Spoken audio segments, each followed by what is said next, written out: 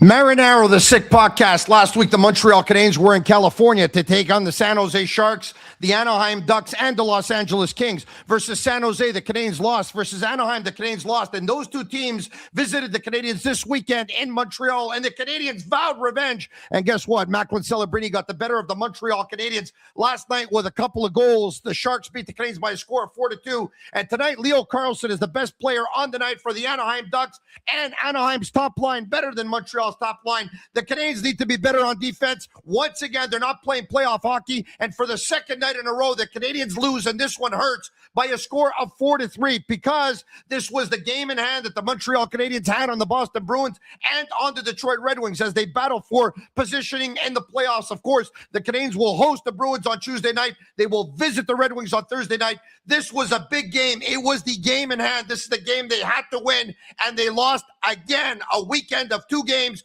two losses to two California teams that have now beat the Montreal Canadiens in 4 games in the last 10 days. We're going to break it all down with my colleague Pierre Maguire. He's coming up in 3 short minutes as well. We have a couple of surprise guests for you. One of them, you've seen him before on the Sick Podcast. One of them you have not, and he has opinions, and he has all of them.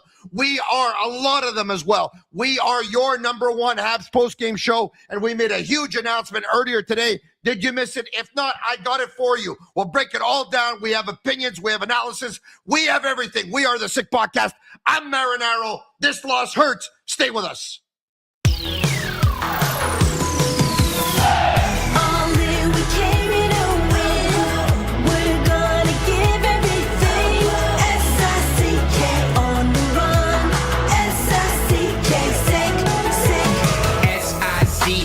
It's the sickest podcast. Tune in for the audio, or you can even watch back. Giving players all the props, or put them on blast. We don't give no hot takes, only talk facts. We're giving all our devotion, riding high on this wave of emotion. Going all out, yeah, cause this is our time. No, ain't no stopping us till we reach the finish line. All in, we came here to win. We're gonna give everything. S-I-C-K on the run. S-I-C-K, sick, sick. On fire, we're ready to fight. We'll bring the house down tonight. S-I-C-K on the run. S-I-C-K, sick, sick. Playing on the car ride, play it when you lounge. X and O, you know that we can hold it down. Shout out to my man Sammy, got it off the ground. And to all the listeners tuned in right now, got debates, analysis, and speculation. This is sports talk for the new generation. You know where to find us, got a reputation. Sick Podcast, your number one sports destination. We're giving all our devotion, riding high on this wave of emotion. Going all out, yeah, cause this is our time. No, ain't no stopping us till we reach the finish line. All in, we came here to win. We're gonna give everything. S-I-C-K on the run. S-I-C-K, sick, sick. On fire, we're ready to fight. We'll bring the house down tonight. S-I-C-K on the run. S-I-C-K, sick, sick. S-I-C-K is the sickest podcast. Tune in for the audio, or you can even watch back. Giving players all the props, or put them on blast. We don't give no hot takes, only talk back. S-I-C-K, S-I-C-K, S-I-C-K, S-I-C-K, S-I-C-K, S-I-C-K, S-I-C-K, S-I-C-K, S-I-C-K, S-I-C-K, S-I-C-K, S-I-C-K, S-I-C-K. all in, we came here to win. We're gonna give everything. S-I-C-K on the run. S-I-C-K, sick, sick. Turn up your volume. Because you're about to listen to The Sick Podcast. With Tony Marinaro 55 seconds left in the penalty, a minute and 27 seconds left in regulation time. Boston 4, Montreal 3. Lafleur coming out rather gingerly on the right side. He gives it into Lemaire, back to Lafleur. The sickest Montreal Canadiens podcast. You're in the ball! Sports entertainment like no other. Rejoint, on lui fait perdre la rondelle, une passe devant. Et c'est le dégagement, et ce sera la victoire des Canadiens. Coupe Stanley pour les Canadiens, leur 23e de l'histoire. You found the dogs! John, you found the dogs! He found the dogs! And all together, they worked a young team to the top. And now, a 24th Stanley Cup banner will hang from the rafters of the famous Forum in Montreal. The Canadiens win the Stanley Cup. Brought to you by Energy Transportation Group. Driven to be different. La Tibi. Embrace your true nature. And Playground, your premier gaming destination. It's gonna be sick. Marinaro, the Sick Podcast. The Canadiens lose by a score of 4-3. Without further ado, he is brought to you by Restaurant Vago Italien. Open 23 years longevity. Not many restaurants open that long. Private dining rooms for any occasions, birthdays, engagements, corporate meetings. Plenty of free parking after 6. Open Monday to Saturday evenings and lunch Tuesday to Friday. Fresh quality ingredients, old world Italian classics and new Italian. Come see Tommaso, the most popular man in Westmount at the front of the house. His partner Angelo at the back of the house. Pierre Maguire is brought to you by Restaurant Vago Italien. Let's bring in Pierre Maguire. The McGuire Report. Presented by Vago Italian. Pierre, how are you? I'm good, Tony. How you doing?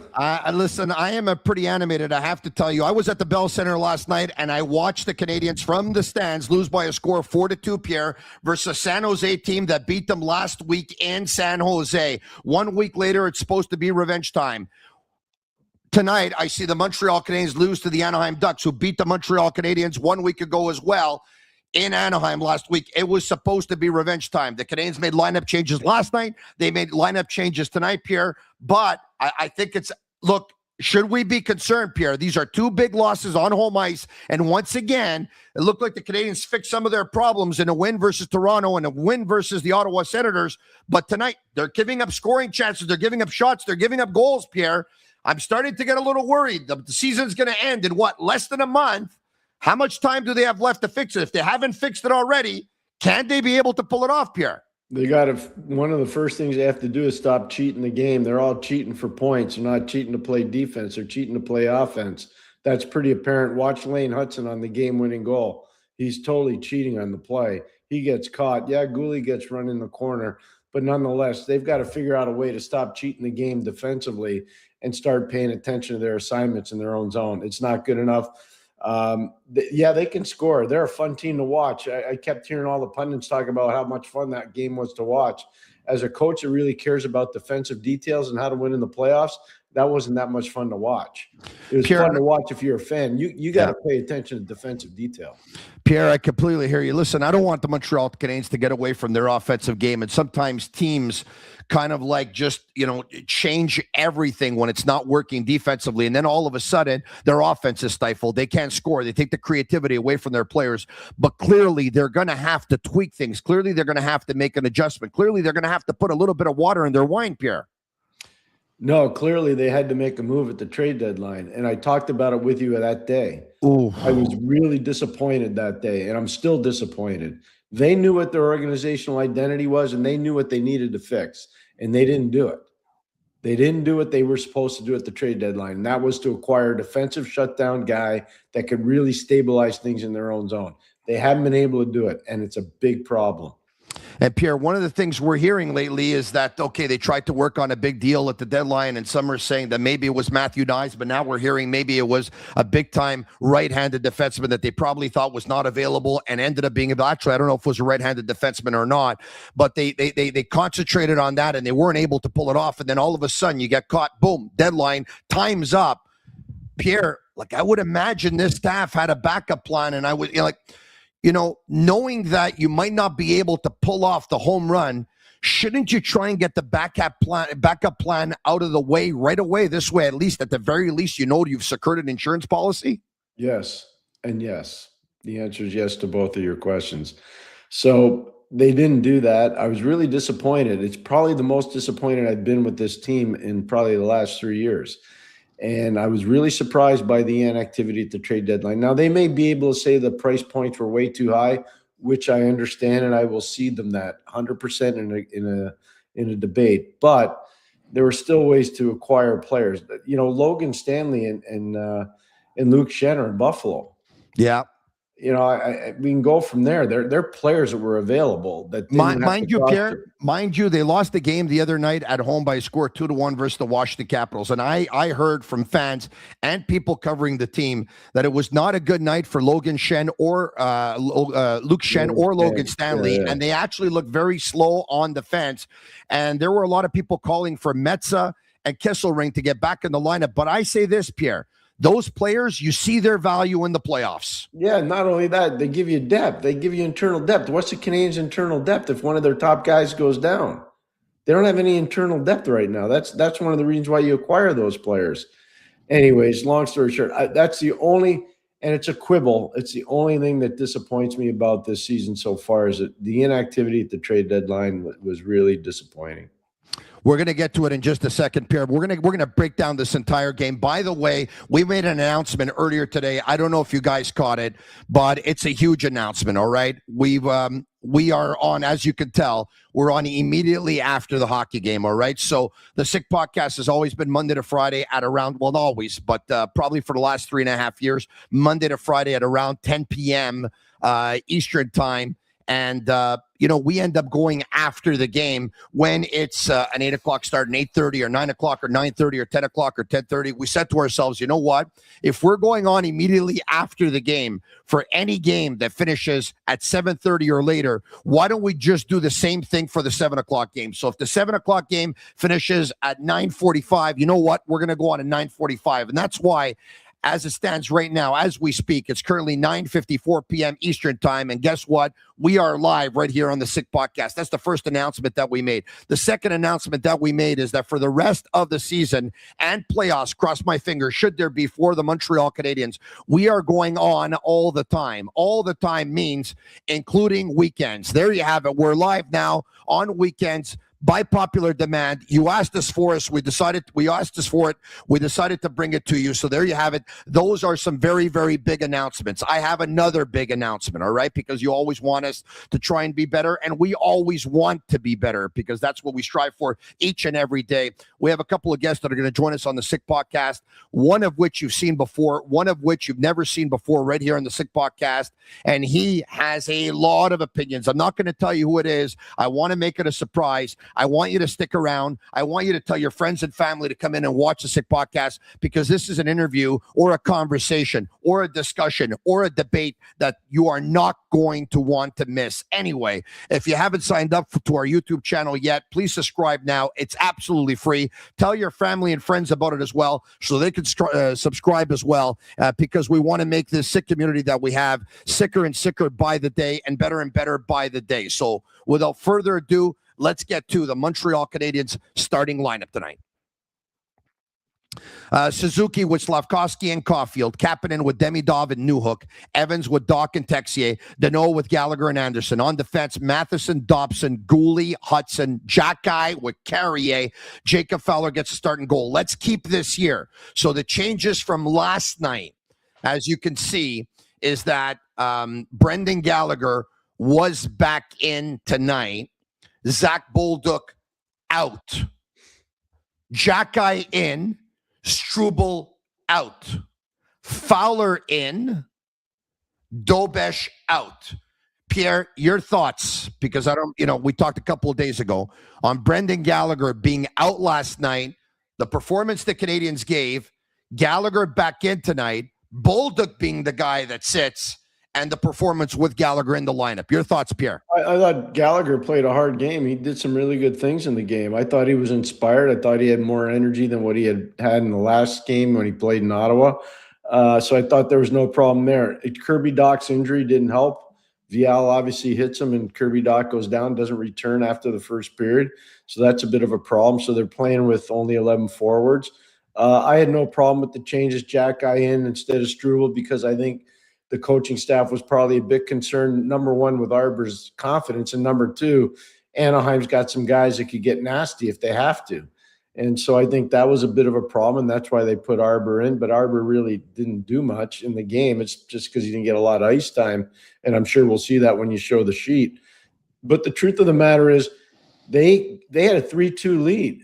That play that Slafkovsky makes to Suzuki to get the 3-2 lead is a spectacular play by a power forward. Slafkovsky outmuscles Jackson Lacombe through the neutral zone. That's a thing of beauty. And then Suzuki with a beautiful shot. You're up 3-2. Like, shut it down. Stop taking chances. And all they keep doing is trying to push the pace for offense. Like, at some point, you got to figure it out. And, Tony, I hate to be animated about it.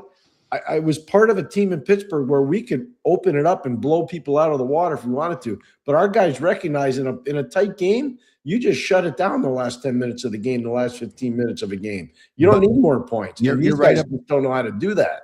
You're right about that, Pierre, but you correct me if I'm wrong. That team that you were talking about in 91, 92, and yes, you had a young star like Gallagher, but you were a more mature group. You went out to acquire veterans. Some of your best players were veterans. Some of your players had played in big playoff games before. Some of your players had won before in the league. So correct me if I'm wrong, Pierre. It was a more mature group. There was more experience there. They knew how to do it better. Yeah, there's no question, 100%. But they had to learn somewhere too. You got to remember the team we inherited in 1990. They didn't make the playoffs that year. 89-90, the Pittsburgh Penguins didn't make the playoffs. So you're right. So the team building exercise: bring in Brian Trottier, bring in Gordie Roberts, go out and bring in Larry Murphy, bring in guys that have been around the league. Again, I'm not trying to beat anybody up. I was really disappointed in the trade deadline. That's all I'm going to say. Pierre, I understand your point. Look, you just said it before. Let's be honest here, right? If you're a fan of this team or you're even a member of the media watching this team, covering this team, you know what? You're excited because they've given you offense, right? And they chose to give you offense even during the very tough first year of a rebuild and the very tough second year of a rebuild. And they surprised everyone by making the playoffs in year 3 of the rebuild. And there's a lot of teams, Pierre, that when they start parting ways with some of their players and they start getting rid of some of veterans, and all of a sudden they tried to ice maybe an inferior team so that they can build towards a rebuild and start, collecting draft picks and go out and getting those. Some of those teams bottle down. Some of those teams tighten up. Some of those teams trap. And then all of a sudden you're still losing games, but now you're losing boring games. To credit to this team, they stuck with playing a wide open brand of hockey so that they can preach some of their offensive concepts to players. They made it exciting for the fan base. You know what? And it meant sometimes getting blown out and giving up 6 and giving up 7 and giving up 8 and giving up 9. But you're right.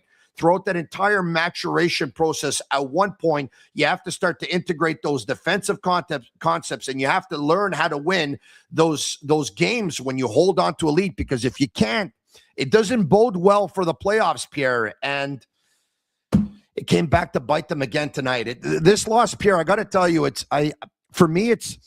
I said last week when they lost in San Jose and in Anaheim, I said exciting games, but they won't go far in the playoffs if they play that way. They come back versus Toronto and Ottawa, and I think what we're starting to realize is Toronto was a weak opponent, Pierre, and Ottawa's maybe just not as good as San Jose and Anaheim. That's what I think, because I one step forward, 2 steps back. Or maybe it wasn't even a step forward. Maybe it was just Canadians playing a little bit better versus opposition that's not as strong as what they faced this weekend.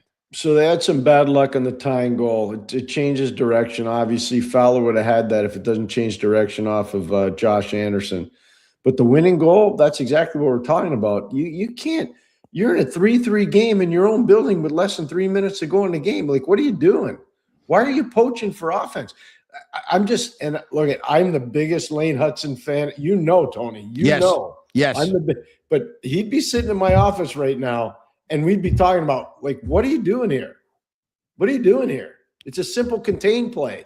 He didn't want to play contain. He wanted to go play offense. He's got to contain, and he's got to protect the house. Correct, Pierre? Correct. Yeah. It's pretty simple. And you know what the biggest thing that bothers me the most? Yeah. He played against that guy in college. Like, he played against Cutter Gauthier.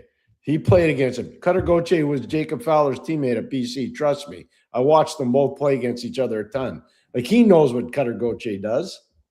Wow. Are you concerned that the Habs won't make the playoffs? That's the question right now that our moderator put up in the YouTube channel. And about 300 people have voted. And about 66% are saying, yes, Pierre, I have to tell you, you tipped us off last week on Friday night when the Canadiens lost in Anaheim versus the Ducks. You came on and you said, listen, you didn't like the fact, once again, that they didn't improve the team at the deadline, that they weren't able to make any moves. And you said, I'm concerned that they don't make the playoffs. Now, should they make the playoffs and they play their best hockey, yeah, this is a team that's probably capable of winning a round or two. But as it stood, you said you were concerned that they weren't. And I have to tell you, after they beat Toronto and Ottawa, I read the chat, I read the messages, and some people said, you see, no reason to be concerned. But yet again, after 2 losses this weekend, Pierre, 2 losses in regulation this weekend, 2 losses with 2 different lineups, you're back on tonight once again, Pierre, reiterating what you said about 9 days ago. You're concerned, Pierre. I am concerned. You're darn right I'm concerned. And part of why I'm concerned is they beat a Toronto team that's not very good. They're not going anywhere. And honestly, Ottawa should have won that game. You know it, I know it, and everybody else knows it. That's a bad third goal that Linus Ullmark gave up. It's a juicy rebound. Ottawa was a better team the last 40 minutes of that game. Anybody that watched that game without rose-colored glasses knows it. This team is not playing as well as it has to play defensively. It is a very good team. It's structured properly. The coaching staff is pushing buttons, but until these guys commit to playing total team defense, they're going to end up being like Edmonton. I'm telling you, Tony, it really concerns me. The Edmonton Oilers had this philosophy. We're going to play high octane. We're going to entertain our fans. We're going to do this. Well, you know what? They're in peril too. They're no lead pipe cinch to make the playoffs either. And why did they lose the Stanley Cup? Well, they lost it last year because obviously they were totally outplayed in that final. But why did they lose the Stanley Cup a couple of years ago, Pierre? Because Game 7 turned into a 2-1 game. And one team knew how to manage that game and win that game and hold on to that lead. Yep. And the other team didn't know how to win that game, Pierre, because unless they're scoring 4 or more, they don't know how to win games. Correct. We agree. Wow. Damn, man. I'm upset, man. I'm upset. I got to tell you, I'm upset tonight because this two loss. You know what? These are the 2 losses versus Western Conference teams that hurt more than ever before. Like, these losses are not supposed to hurt that much versus the West, Pierre. And last night, Pierre, after the game, I went into the Canadiens locker room, right? And Lane Hudson said, and it's funny because it was Lane Hudson that said, we got to make better decisions with the puck. We got to make better decisions without the puck. We got to do a better job in the neutral zone. We got to do a better job in our defensive zone. We can't cheat the game. And he said all the right things. And then he said, if we would lose games like this early on in the season, it didn't hurt as much because you say there's 60 games left. There's 50 games left. There's 40 games left. But now all of a sudden here we are and there's 16, 17 games left. And they hurt more. Well, if that one hurt last night, Pierre, there's 1 game less after tonight's game. This one hurts even more than last night, Pierre. Yeah, I would agree. Tonight hurt. Tonight hurt a lot. We talked about Brendan Gallagher, Pierre. I saw him last night after the game, and obviously, I mean, I wouldn't expect differently. Pierre, he was mad. He was clearly upset. He was frustrated. He was livid. Like, I saw him leaving the Bell Center, head down, focused, and smoke coming out of his ears. Poor Brendan, God love him. And I went into the locker room at the end of the game, like I said, and Josh Anderson was asked the question about Brendan Gallagher being taken out of the lineup by Patrick Friolet, and Josh Anderson said, like, this is tough, man. This is really tough. I mean, we love this guy, and I'm saying it in kind of my own words, but this was a tough day for us because this guy's a big part of our team. Josh Anderson said, and Pierre, I just like to get your thoughts because Gallagher's in there as well. Look, I have to tell you this, I'm not, obviously we're not a part of that locker room, so I can understand the players saying that, but I think Gallagher honestly will be better for it, Pierre. Tonight I saw more energy from him, and I think that if they do it again between now and the end of the season and Brendan preserves some of that energy, to be honest with you, I thought that Brendan was going to play last night. It was going to be a healthy scratch tonight so that Brendan had an extra rest day leading up to that very big 4-point game versus the Bruins on Tuesday night, Pierre. But your thoughts on, once again, will the Canadiens and Gallagher be better off between now and the end of the season if they repeat him being a scratch? Or if you thought they were going to be better off, are you at all concerned now by what Anderson had to say yesterday? Or does a loss tonight actually say it doesn't make a difference? No, I don't. I'm not worried about that. Look, you got to make hard decisions as a coach. It's not a popularity contest. You got to save the player from himself. That player needed to be saved from himself. His passion, his energy, all that stuff is really commendable. That being said, he wasn't playing at the level he needs to play at. Now, tonight, I thought he was a lot better, and I agree with you wholeheartedly. You got to make hard decisions. I've seen some Hall of Fame guys set out of the lineup. With all due respect to Brendan Gallagher, he's not going in the Hall of Fame. So, I mean, I've seen Hall of Famers that have been sat out and rested going into the playoffs. They need to make the playoffs first, which I believe they will. I do. I'm concerned, but I do believe they'll make it. But the biggest thing is when they hit the road to play in the playoffs, they need Brendan Gallagher to be an important player for them. If you don't have 4 lines going in the playoffs, you're not winning. So you'll be out fast. That's just the reality of it. Brendan Gallagher on being a healthy scratch on Saturday. Disappointing when your number is not called. A little bit of a unique situation. I haven't been through it before, but you just try and handle it as best as you can. I knew I was going to be in tonight. You try to get yourself ready for a game, but doesn't mean you're not upset about it. But there's really nothing you can do about the decisions. It's just a matter of being a pro and being ready when your time comes. Yep. So there you have it, saying, you know what? I got ready for the game tonight. I was still upset about it, though. That's okay. Good. I'm glad he's upset. You don't want him to be happy. If he's happy, then you're really worried. No, good that he's upset. Pierre, last night, I saw Macklin Celebrini's line do really well versus Nick Suzuki's line. Yeah. And I asked Marty St. Louis at the end of the game, I said, Marty, when you get a player in a line that comes into town like that, take me through the thought process of what's the strategy to contain that line. I know you don't have the last change, obviously, on the road, but are you thinking of going force versus force, or are you comfortable with going with a shutdown line, or maybe even 2 or 3 lines and giving them that assignment and saying, you know what, we'll just roll our lines? And he said, well, when I'm on home ice, obviously, you know what, I have no problem going, force versus force or something to that effect. I know that Suzuki scored tonight, and I know that Caulfield scored, and I know that Slafkovsky had good moments. But the difference in the hockey game is, once again, Leo Carlson's line, 2 goals, 1 assist, 5 shots on goal, and a +2 for Carlson.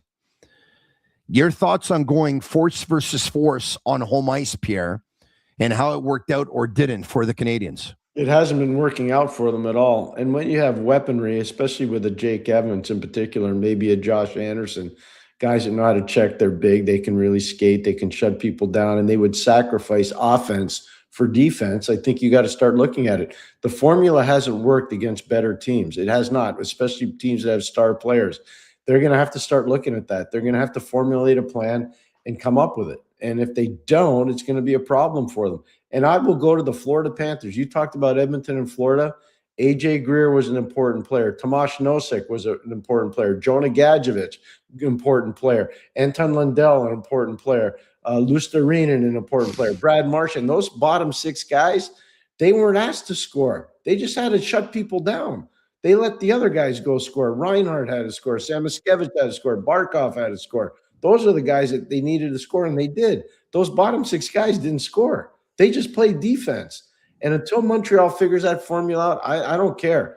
It's the first time I've heard Marty sound like John Tortorella was after the game last night when he said, those are point shots. They got to be blocked. When have we heard Marty talk about shot blocking? We never heard that. And you know what, Pierre? They only blocked, if I think, about 3 shots in the first period. And I believe they blocked 9 in the second period. So they had blocked 20 over 2 periods. They blocked, 12 over 2 periods. They blocked 20 in all. So that means they blocked 8 in the third, okay? And once again, I'm doing the math here on the fly because we started the show immediately after the game. So I'm connecting all the dots here. So they blocked 3 in the first. They blocked 9 in the second. And they blocked 8 in the third, Pierre. So clearly they didn't do a good job in the first period of blocking shots. But Pierre, I got to tell you, there's 2 things that I'm thinking about. Why don't you create a shutdown line? When the Canadiens had success in the 70s and in the 80s, like they had a shutdown line. And you know what? The one that we saw in the 80s, I mean, Gainey and Carbonneau played together. And before Carbonneau, Gainey and Jarvis played together. Would it be crazy to play Deneau and Jake Evans together with Josh Anderson? And I know that Evans is a centerman. I get it. Yeah. So you have Deneau at center, left-handed shot. Jake Evans can play right wing, right-handed shot, and you put Josh Anderson on the left side. Would it be crazy? Wouldn't be crazy at all. You can do that. It's been done before by a lot of different teams. I think it's actually a really formidable idea. It's smart. They're going to have to figure this out. I'm telling you, the trade deadline inactivity was a bit troublesome, and then not having the shutdown component on the back end. And look at Dobson's been very good for Montreal. That tying goal tonight, what's he doing? What's he backing off of Chris Kreider for? What are you doing? Like, that gap control is bad, really bad. And that allows Kreider time and space to make that pass to Troy Terry. But the biggest thing I would do if I were doing the video for Montreal, I'd show all the guys in the defensive zone, all their sticks are up in the air. Jacques Lemaire would be going nuts right now. Lack of fundamentals in their own zone with sticks all over the place, but not on the ice. It's not good, Tony. This has to get fixed. There are bad habits creeping into the game for this team. Okay, let's take a look at Anaheim's lineup tonight. Let's bring it up. All right, Carlson with Terry and Kreider. Granlund with Seneca and Killorn. Paling down the middle with Gauthier and Veal. And Wash with Harkins and Vetrano. Lacombe, Trouba, Zellweger, Carlson, Mintyukov, Moore, and Dostal was in goal. Pierre, there's a second-line centerman who was supposed to be the second-line centerman on this team at the start of the season that was a healthy scratch tonight. Yeah, Mason McTavish, yeah. Correct. His name has been involved in trade rumors, but obviously he wasn't traded. Mason McTavish is a former third pick overall, Pierre. Mm-hmm. And he starts the season as your second-line centerman, then ends up playing as a winger this season, and tonight he's a healthy scratch. And I read a tweet from Felix Sicard who says Mason McTavish is a healthy scratch because his lack of foot speed just doesn't fit in with this high octane offense Anaheim has, and the fact that the Anaheim Ducks have foot speed. They can skate. He's not a fit.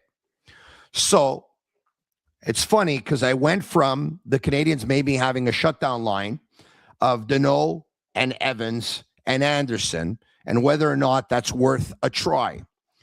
I'm going to go another way now and talk about something else. You played 2 games in 2 nights. You've made 3 lineup changes since last night. You're going up against a team that can fly. They can fly. If you're not going to have an entire shutdown line, would it be crazy to probably even make a change with Phil Deneau? Here's the thing that no one's talking about, Pierre. I had a chance to see him live. I saw it on television. I saw it last night from the stands. When you're close to ice level, you see it even more than you see it on television. There's a tremendous lack of foot speed, Pierre. I don't know how he's slow, Pierre. I'll just say he's slow. Well, he's got miles on him. I mean, he's not a young guy. He's got miles on him, but he does. So I'll give you an example why he's got value. He's a penalty killer, and he's good at it. He wins faceoffs. He's good at it. Watch when they pull the goalie, and they need a faceoff win with a left shot defenseman or a left shot centerman. He wins the draw. Now Lane Hudson fumbles and bumbles with the puck, so it comes out of the zone, but the centerman did his job. There's certain things that he does that make him a specialist player, and he's got room to play on this team. He does. You're not counting on him for offense. You're counting on him to be a shutdown guy. You're counting on him to be a faceoff guy. You're counting on him to be a penalty killer. So there's a place to fit him in. My biggest thing, and I'm telling you, it's a problem because I've been watching this happen, and that's why I was so discouraged on Friday.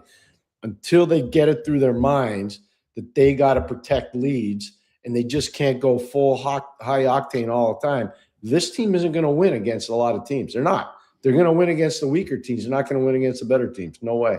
No way. I hear you, but you said he has mileage. Okay, I get that, but he's 33 years old. He's in his 11th season in the National Hockey League. I mean, we're not talking about a guy who's 38 and been in the league for 15 years. 33, depending on the miles you have. Shutdown guys have miles that are a lot harder. Shot blocking, penalty killing, winning. I don't think people realize how hard face-off battles are. If you're taking over 300 face-offs a year, that's hard. I'm just telling you. I hear you. It's not easy. Your hands are sore, your wrists are sore, your shoulders are sore, your back is like, people don't realize the wear and tear on those guys. Ask Yannick Perreault if you ever get a chance to talk to him. Those guys grind, man. They're hard. We got a guest that's going to join us at some point here on the Sick Podcast that you're not going to want to miss. So if you're there right now, stick around, and you might want to get some of your friends and family to hop on as well, because you're going to want to see this, I think. I'm excited about it because I know what direction I'm going to take him to, and I know that he's going to hit it out of the park. The Sick Podcast is brought to you in part by Energy Transportation Group, a leading asset-light 3PL that's driven to be different for cross-border freight between Canada, USA, and Mexico. The coast-to-coast shipping in both Canada and the United States. Energy moves it all. They're fast, reliable, and powered by tech that delivers smarter logistics. If you need a real partner in transportation, contact the team at shipenergy.com and see how Energy Transportation Group is changing the freight game. It's hockey night at Playground, as if watching hockey wasn't thrilling enough. Now every goal means more action on the felt. Before the puck drops, every poker table is randomly assigned the player from the Montreal team, and when your player scores, boom, Playground splashes the next pot with up to $200 in chips. Catch every game on Playground's big screens all around the room, so you never miss a goal, a play, or a splash pod. Visit playground.ca/sickpodcast or click the link in the YouTube description to spin a virtual wheel for a chance to win up to $100 in free play. Let's get to the score sheet. Pierre, we'll bring it up. Leo Carlson in the first period, assist going to Kreider and Terry. Pierre, I know how I saw it. And by the way, but before we get to that, Viel catches Doc with his shoulder. It's a big hit. Doc goes down. He goes straight to the locker room. The Canadiens announced at the end of the first that Kirby Doc's night is over and he would not return. Pierre, I've seen this movie before, man. Yeah, we all have. We all have. And it's, but you know what? It's not a dirty hit. It's a clean hit. It's just a hard play. And that was, by the way, Vial's not I watched him play a ton in the American Hockey League, especially for Providence, before he got traded to Anaheim. He's a gamer, man. That kid's tough as nails. He cares. You see the pass he makes in the backhand for the game-winning goal. I mean, to Cutter Gauthier, Pat Verbeek deserves, and the pro scouts in Anaheim deserve a lot of credit. That was a heck of a trade. That guy was a heck of an acquisition this year. I'm just telling you right now. Big time move. Tough nails, smart board player. He's the kind of player the Canadiens need, Pierre. What's that? He's the kind of player the Canadiens need. Hey, look, he was available. I don't think Boston would have traded him to Montreal, though, honestly. I hear you. I hear you.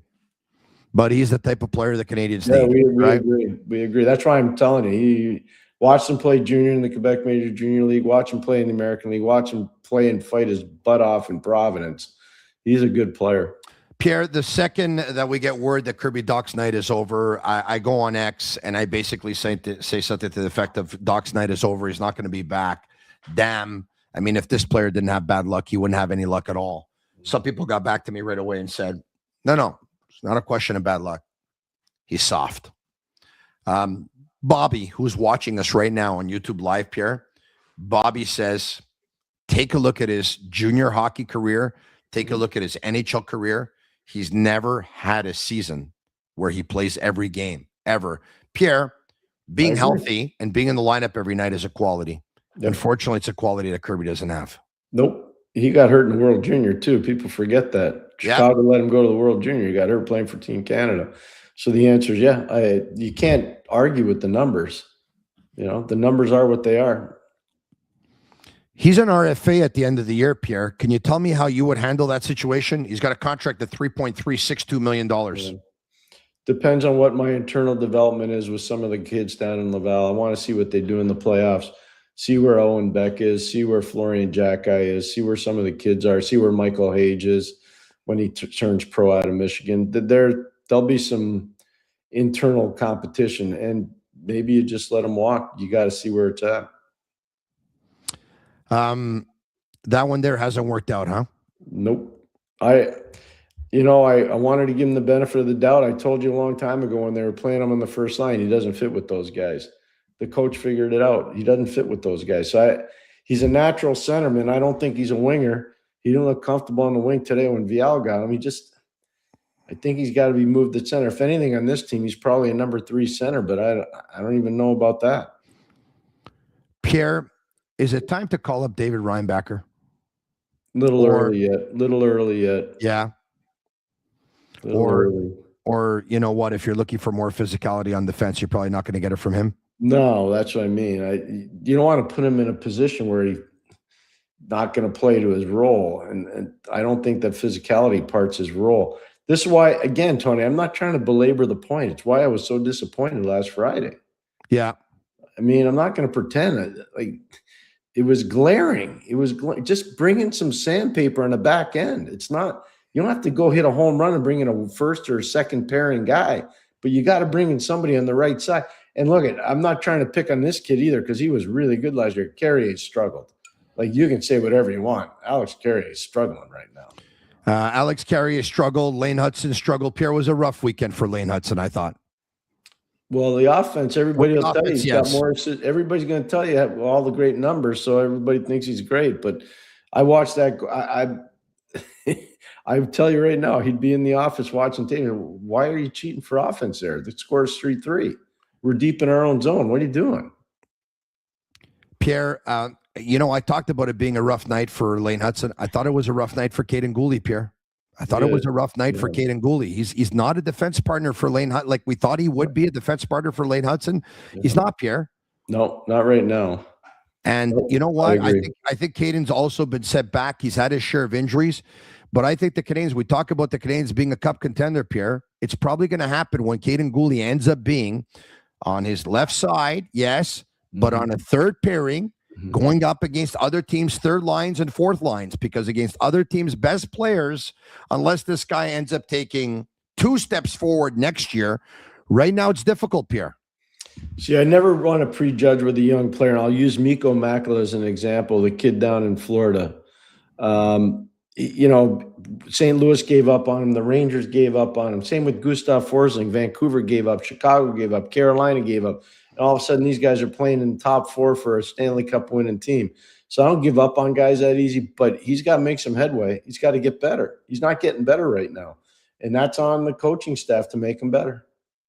All right. Okay. Well, we have a lot to get to because, of course, Marty St. Louis did speak after the game, and we're going to discuss it as well on what he had to say. The Canadiens, Pierre, went 0 for 7 on the power play this weekend, Pierre. You know what?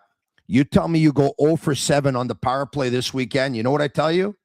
You're going to lose both games. You lose. And that's what happened, Pierre. Yeah. Pierre, so much talent, Pierre. What's wrong with the power play? So much talent. How could these guys go 0 for 7 on the power play, Pierre, when you have Suzuki, you have Caulfield, you have Slavkovsky, you have Demidov, you have Lane Hudson. And if you don't want to use any of those guys, you can, you always have Dobson's blast. Pierre, if they tried to go 0 for 7, they would end up scoring a goal. Because they're being too cute. They're too fancy. They're too slick. Rather than making really hard blasts on goal and creating second and third chance opportunities, they're looking for a perfect play to the net. They're trying to pass their way into a power play goal. It's no good. Like, stop putting on a ballerina show and start putting pucks on goal hard. Like, they're too slick, way too slick. And you know what? Lane has to start shooting the puck.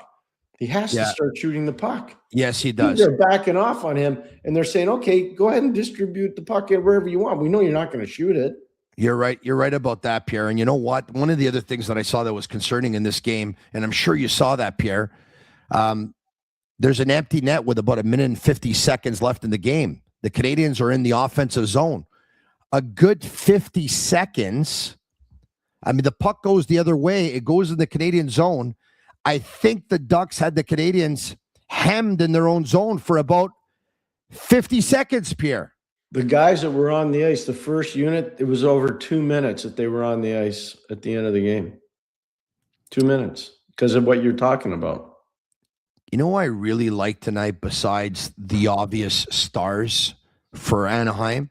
But one guy who's turned into a pretty good role player, Pierre, Ryan Poehling. Ryan Poehling. Ryan Poehling. You didn't rehearse that. We did not rehearse that, Pierre. Like, you read my mind. You saw it coming, but, you talked about players, I think before you were giving an example about Mikkola on defense, right? And you said you don't want to So you want to take your time with some players, right? When you see a big player, we know that big players, it takes them a while to get going, right? To get the engine going and to get going.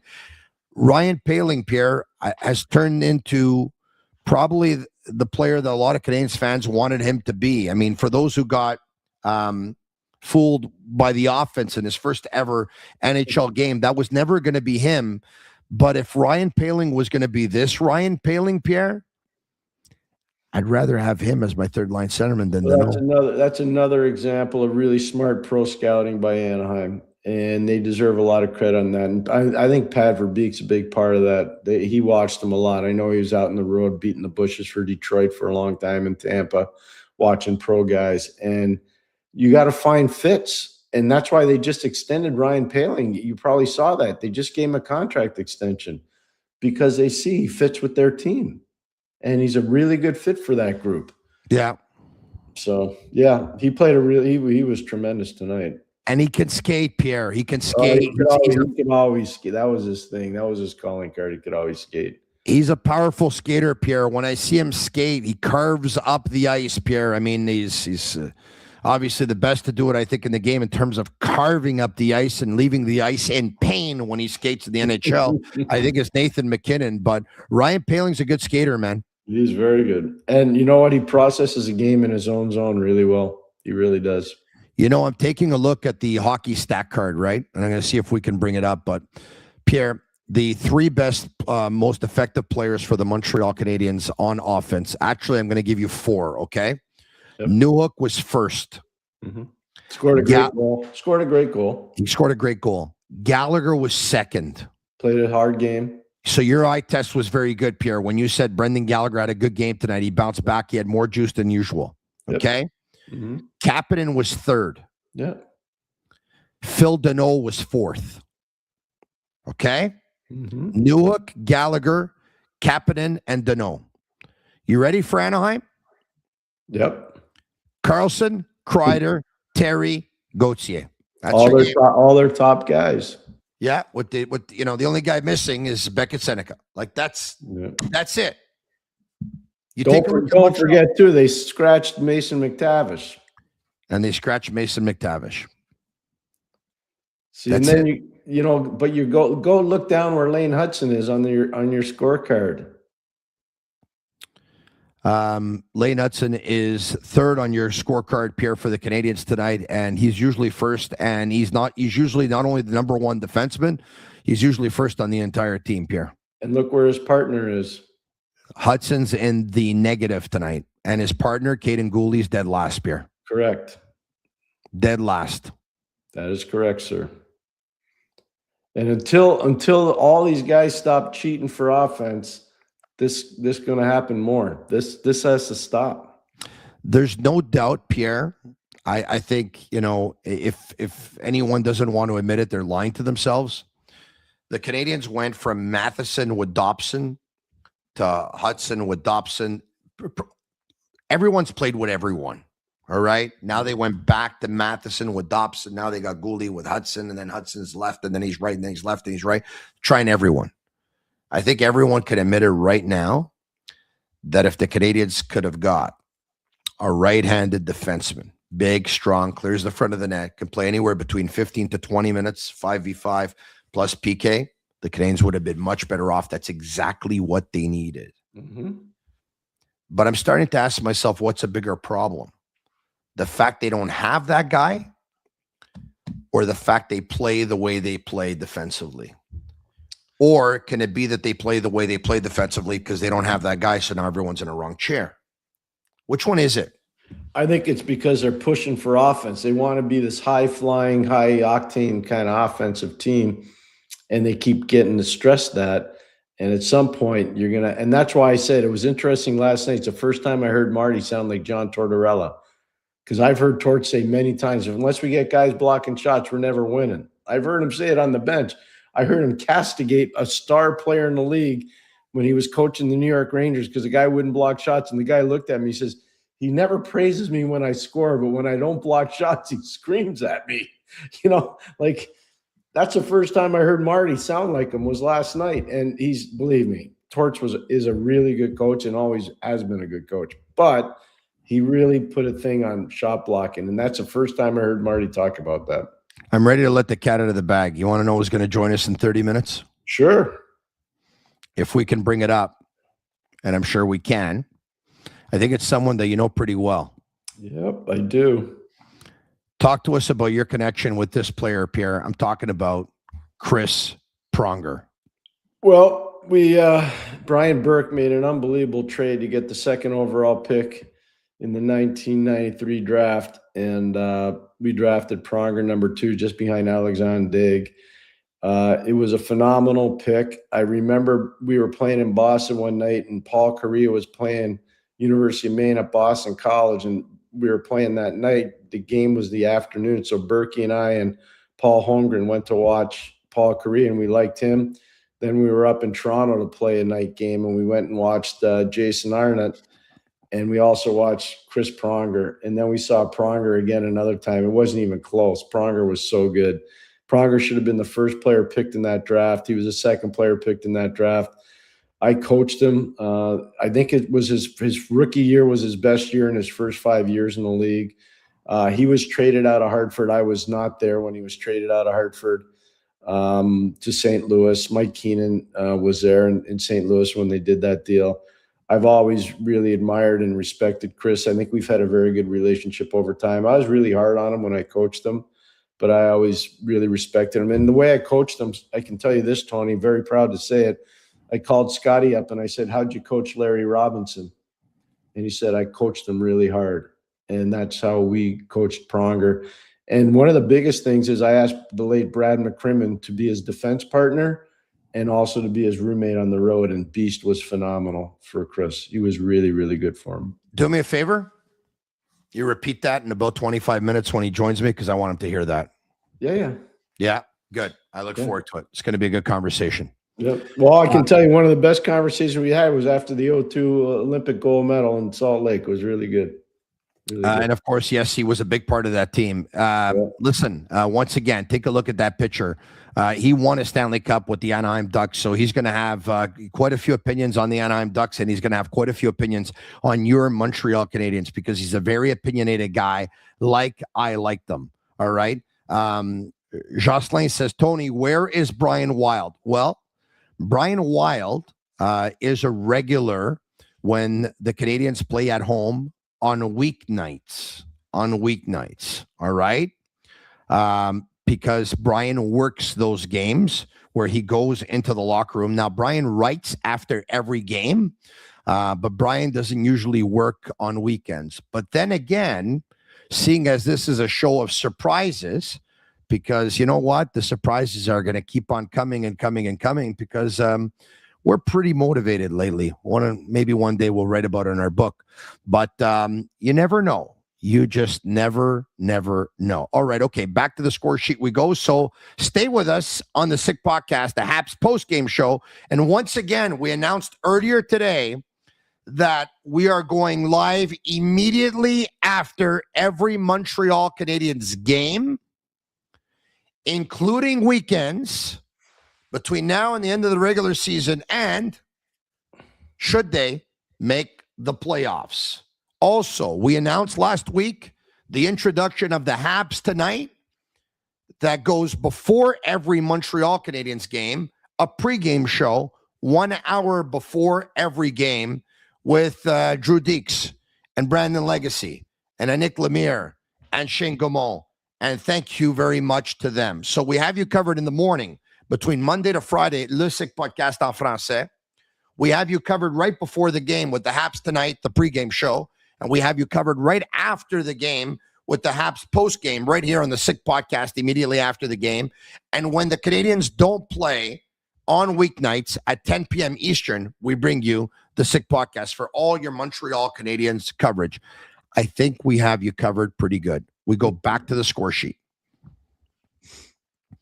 After Leo Carlson makes it 1-0, and let's talk about that goal, Pierre, because we had talked about the Doc injury before that. By the way, it should be noted that after Doc got hit, Jack I invited Vail to dance. Vail refused. Anderson did the same. Vail said, "I'm not interested." Pierre, your thoughts on answering the bell. Mind you, Vale probably says, you know what? That's a clean hit. But before that, there's a picture I want to show you. I don't know if we have it. I'm going to try and get it here, and I'm going to bring it up.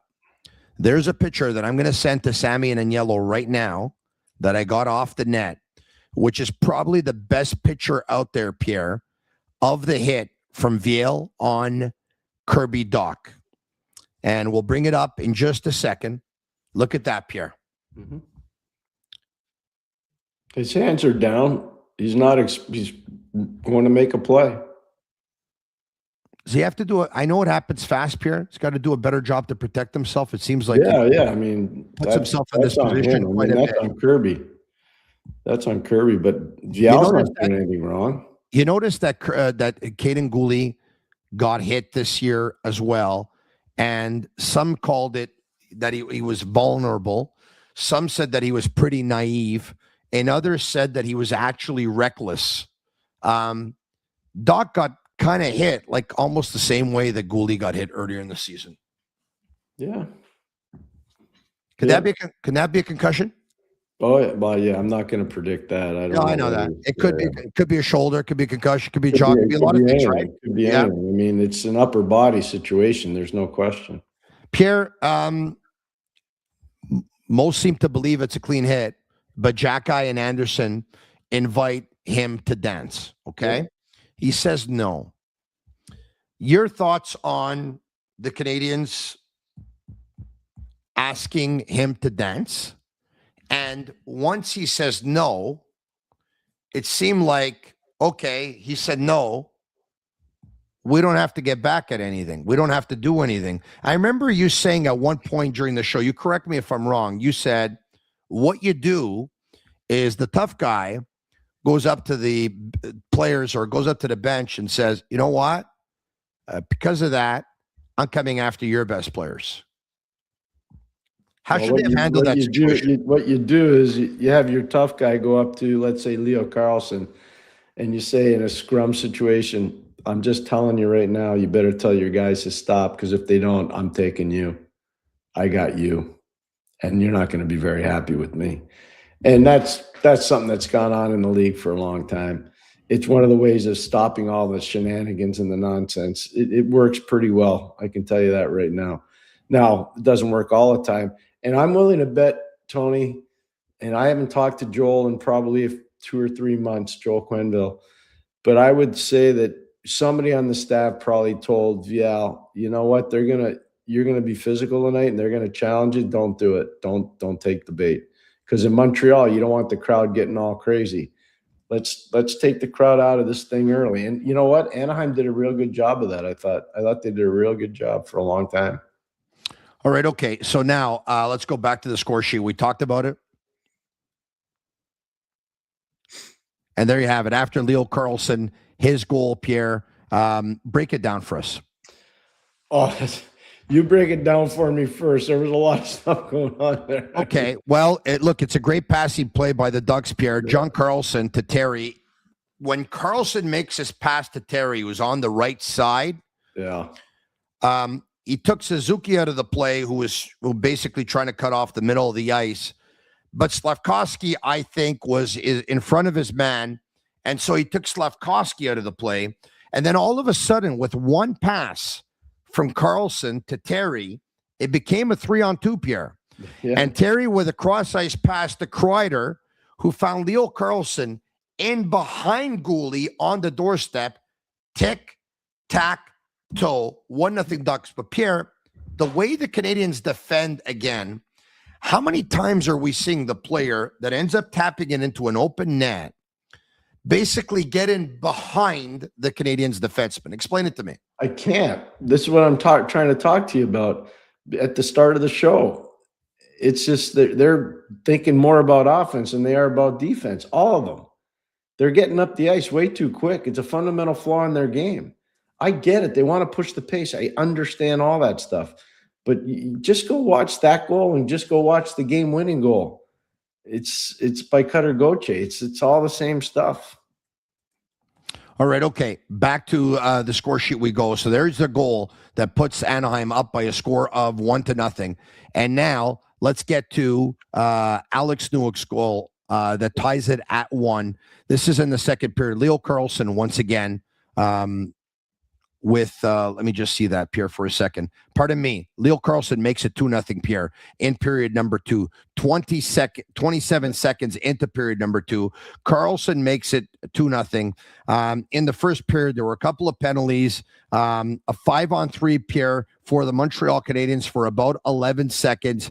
Then they can't do anything. Becomes a 5-on-4.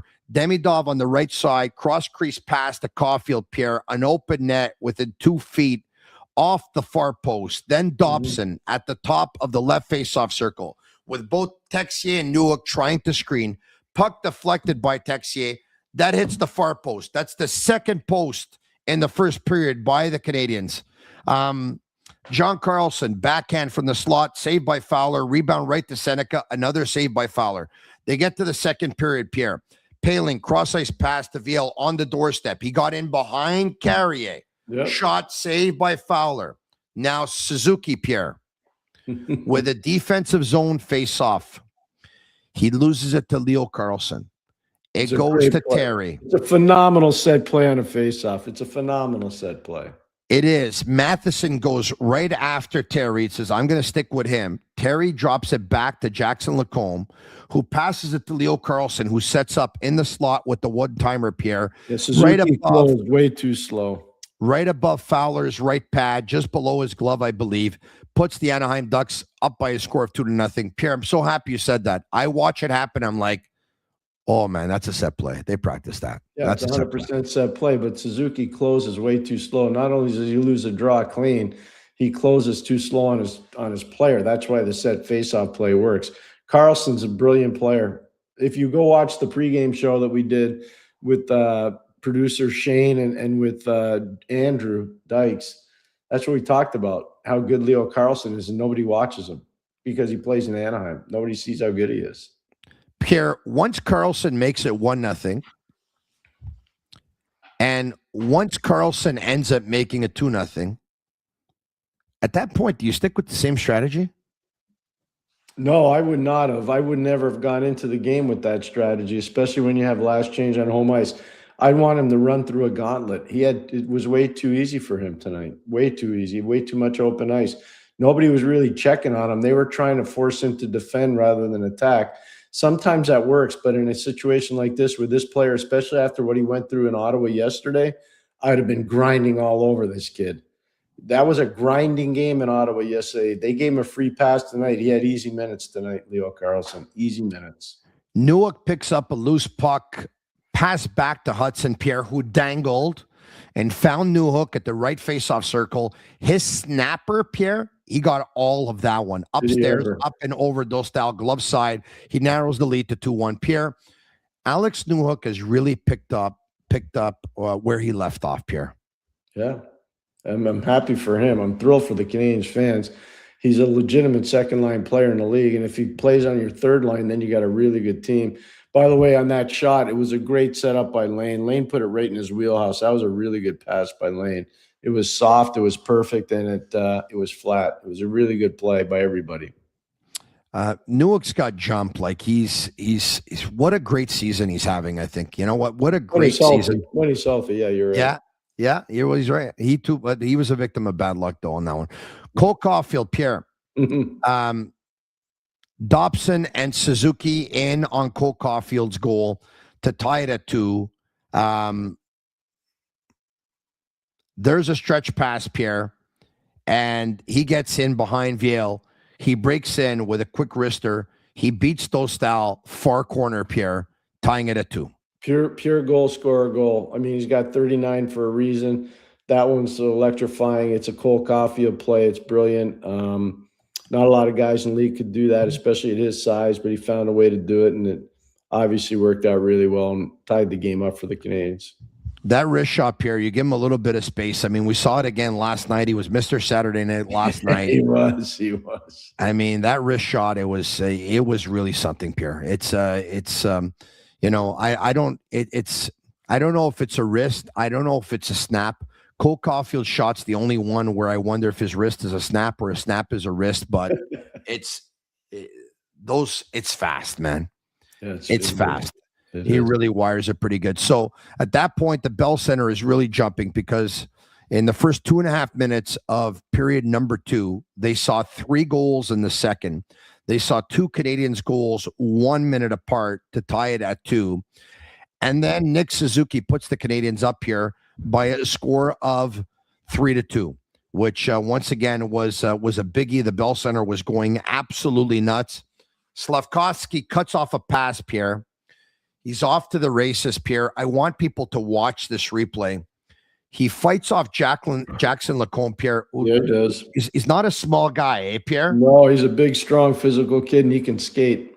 Okay. While skating and fighting him off, he's got one hand on his stick because Jackson Lacombe is trying to tie him up and trying to get at him, right? So he's got one hand. So he's fighting him off, and then he's able to get 2 hands on the stick and pass the puck to Suzuki down the right side. Leo Carlson is the last man back on this one, and Suzuki's wrister beats Dostal glove side, putting the Canadiens up by a score 3-2. It's a good shot, but you kind of get the feeling Dostal would want to have it back, Pierre? Maybe, but I would say this. I mean, that's a heck of a shot by Suzuki. The whole play, obviously, is made by Juraj Slafkovsky. He might want it back, but that's still he's probably thinking maybe that puck's going far side on a pass. I don't know, but still a heck of a shot. I'm not going to take anything away from Suzuki on that one. That's a great play between him and Slafkovsky. So you know what, Pierre, the number one line, defensively speaking, it was difficult at times, especially versus Leo Carlson. They were in on the offense, though, and they were in on the offense as well yesterday, Pierre.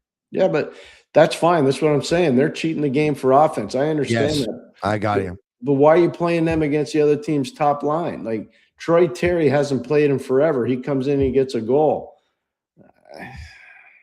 By the way, that Terry goal, I still don't understand what Noah Dobson's doing. They got to be watching that on tape going, dude, what are you doing? We'll get to it in a second. And I asked the question about a shutdown line, but let me say this, though, okay? Because I want to play devil's advocate tonight. Yeah, for sure. So you're right. I think they're cheating for goals, right?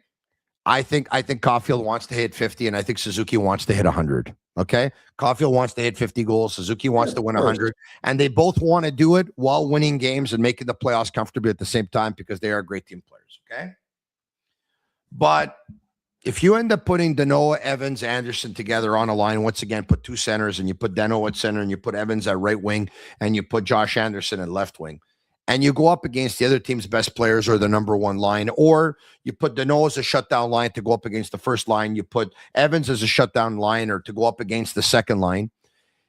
Do you want teams coming into the Bell Center knowing that if you're doing that, they're just going to play the hell out of their number one, their best offensive players, and then you're going to end up having your defensive players on the ice most of the game, which will limit the ice time for your offensive you don't players? have to do it all the time, though. It's certain times of the game. You know, you have to manage. That's what the brilliance of Scotty Bowman. He understood how to manage the game. Managing the game is an art. And I keep telling people this, and nobody wants to listen. When you run a bench, it's not so much about player procurement. It's a math problem.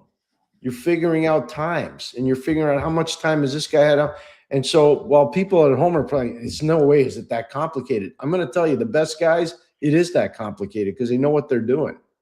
They know exactly what they're doing. Scotty Bowman had it down to a science. He would intimidate the heck out of the other coaches. They couldn't figure out what they were doing. Then if you're coaching the defense like I used to do, used to be able to figure out rotations, and then you could match up because you wanted to get certain guys on the ice against other players. So you'd match up that way. So you study trends and you study tactics and you study tape.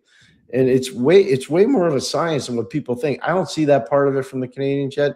It's not a very experienced coaching staff. Let's be fair. It's not. It's not a very experienced coaching staff. And look, I hope that Roger Grillo's doing well.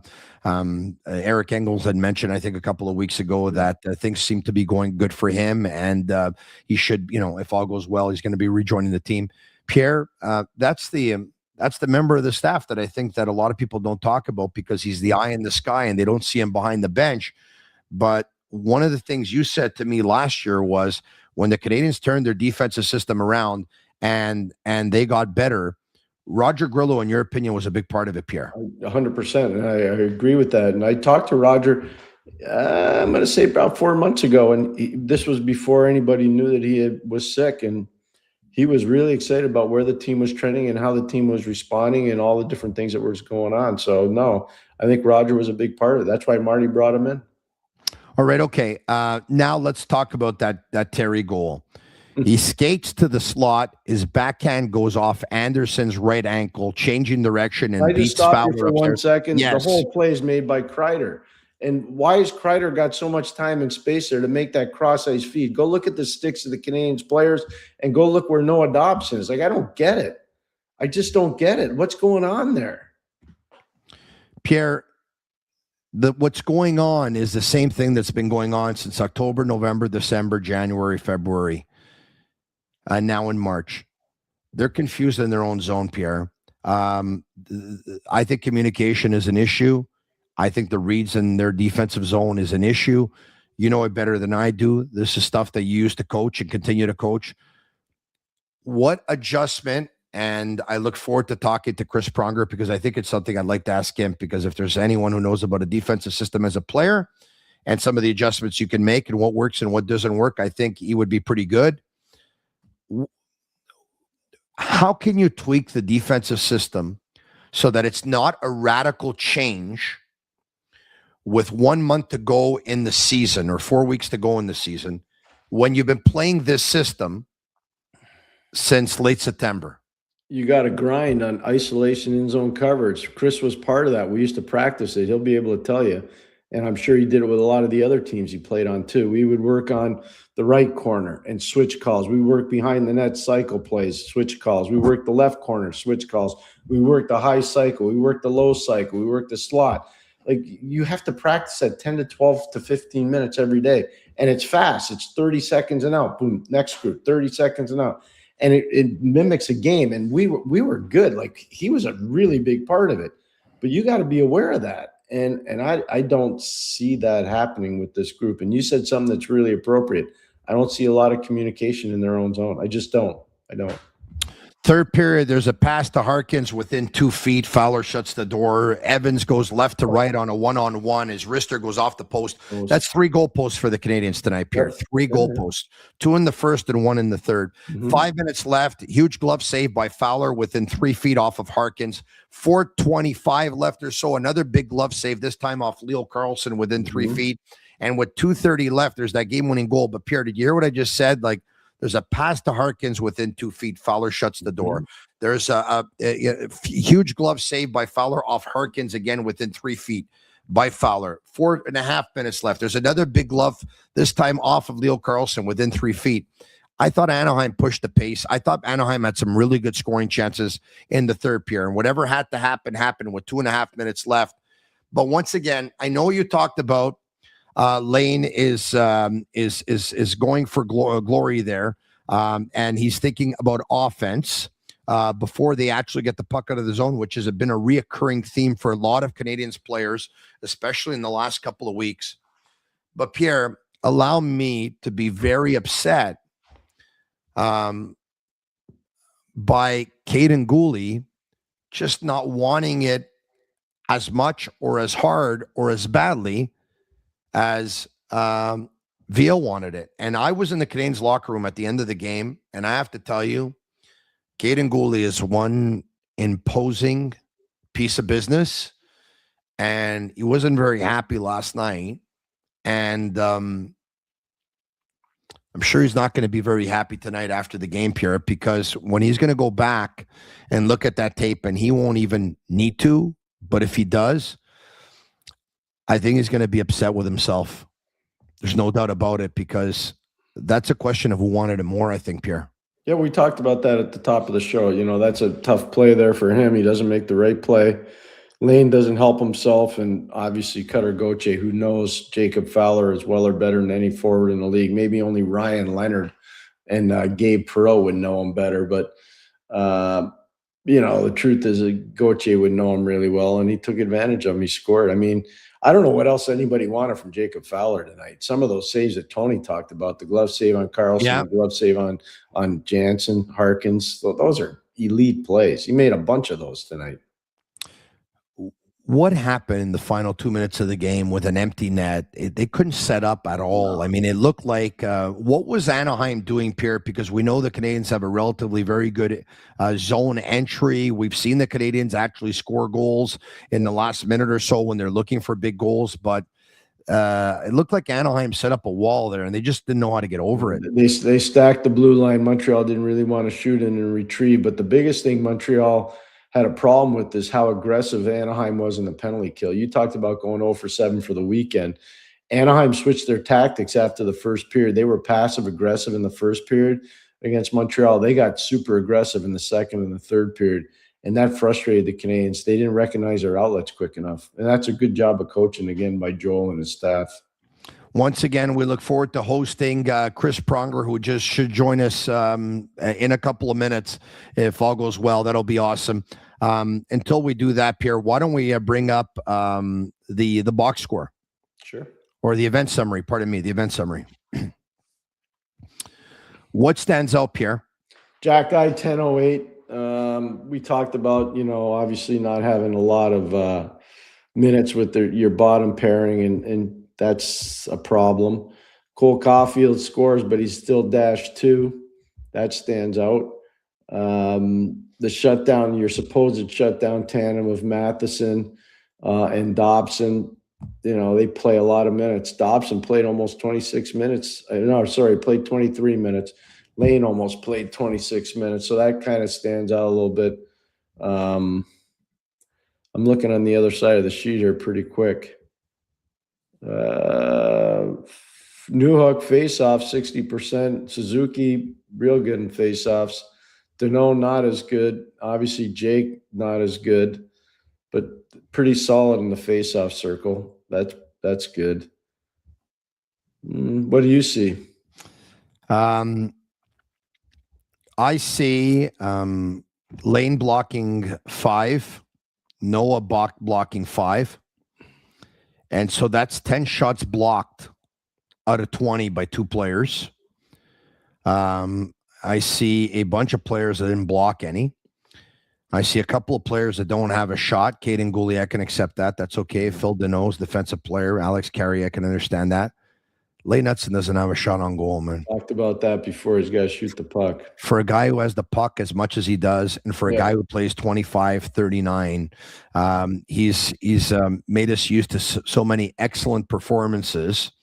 And speaking of excellent performances, Pierre, he is one of the best defensemen I've ever had the privilege to cover since I've been working in sports media since 2002. You know him extremely well. I'll let you do the introduction because you talked about him a couple of minutes ago, Pierre. You know him better than most. You had a personal relationship and a professional relationship with him. Why don't you do the honors and talk to us about that relationship? And you can bring him in, Pierre, because he's waiting for us right now. Well, the magic of Brian Burke worked in the 93 draft in Quebec City. Brian had most of us, Paul Hunter and myself, and some of the scouts go and watch a bunch of games. And, we watched Paul Correa, we watched Jason Arnott, we watched Alexander Daig. We saw all these guys play. But the truth of the matter is there was one guy that we really wanted. It was Christopher Pronger. And Brian orchestrated an amazing deal, a 3-way deal with Calgary and San Jose that eventually led to us drafting Chris in Quebec City. And it was probably the best thing the Hartford Whalers did in their entire career of being an NHL team. And the thing that I don't think I've ever told Chris this, but 2 days after the draft, we were in our offices in Hartford, and we got a call from Quebec. And they offered us an unbelievable array of players to trade for Chris's rights. And we said, no, not happening. So he was a spectacular player. I was thrilled to death to have him on our team. And one of the best things I think that ever happened for Chris was being with Brad McCrimmon. I went to Brad and I asked Brad, could you be roommates with Chris? He said, my pleasure. I said, would you be his partner? He said, without a doubt. And he says, I got a lot of experience doing that. I said, what do you mean you got a lot of experience doing that? He goes, well, I broke in Raymond Bourque in Boston, Nick Lidstrom in Detroit, and Mark Howe in Philadelphia. I think I can take care of Chris Pronger. So here he is, Chris Pronger. Chris, welcome. Welcome, Chris. Thank you. Nice to be here. Thank you for accepting the invitation. I pulled out all the stops today to try and get a hold of him. Unfortunately, you know what? It would have been easy if he'd followed me on Twitter, but I guess I'm not that great of a follow after all, right? So, but you know what? I was able to get a hold of him. And Chris, thank you once again. Truly, it's an honor. Thank you very much. Pierre said something about 30 minutes ago that he didn't say right now, and I want him to tell you. Pierre, you talked about you being hard.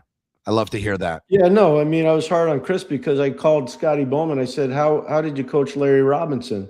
And he said, I was hard on him every day, push him right to the end. And that's what we did early on. And I think Chris could tell you it wasn't always fun, but it worked out pretty good. I think it was his best year in his first 5 years in the league.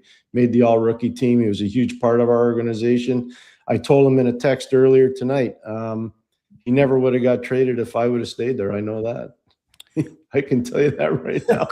Chris, was he too hard on you? And by the way, just you and I listening here, if he was a pain in the ass, like a real big one, I want to know. Like, tell me. Yeah, exactly. He was a pain in the ass. No, I actually no. I frankly, I don't remember him being that hard on me relative to what I went into in St. Louis. It was pretty easy. I wasn't in the office every day getting slapped around for everything under the sun like I was in St. Louis. So, but you know, being 18, obviously a lot to learn, especially coming from junior where you can coast, you can, you know, you're big, you're talented, you can kind of control games in that regard. And you come to the NHL, bigger, faster, stronger, more mature, more experienced. You know, I had a lot of holes in my game that I needed to tighten up. I needed to mature both as a player and more importantly as a person, you know, and just grow up a little bit. I think the hockey part was relatively, I'm going to say it was easy relative to the off-ice stuff and just learning how to be a pro away from the rink and training and taking care of yourself and preparing for, you know, 3 and 4 nights and all the rest of it. You know, to me, that was the hardest part. The playing part, you know, I was inconsistent, but that's what young players do. They're learning, they make mistakes, and you got to live with them when you're playing, you know, 18, 19, 20-year-olds. They're going to, you know, that's part of the development curve and part of learning on the fly. Tell us about your relationship with the late Brad McCrimmon. He was awesome. You know, he brought me to every, you know, we had the fine dining club. And I think he might have brought me because I was very well paid as a rookie, which normally wasn't the case. So my credit card made it down on the table pretty quickly. And just constantly teaching at dinner in our, you know, he was my roommate. I'm sure that's the biggest thing that he really wanted as a 36-year-old man. He wanted an 18-year-old kid to drag around to everything that you know what, Chris, I got to stop you there. He couldn't wait to do it. I took him to the corner of the rink in Hartford and I said, I'd really like you to do this for Chris and for the organization. It'd be my pleasure. And that's when he dropped on me. I did it for Raymond Bourque. I did it for Nicky Lidstrom, and I did it for Mark Howe. I think I can handle Chris Pronger. Yeah.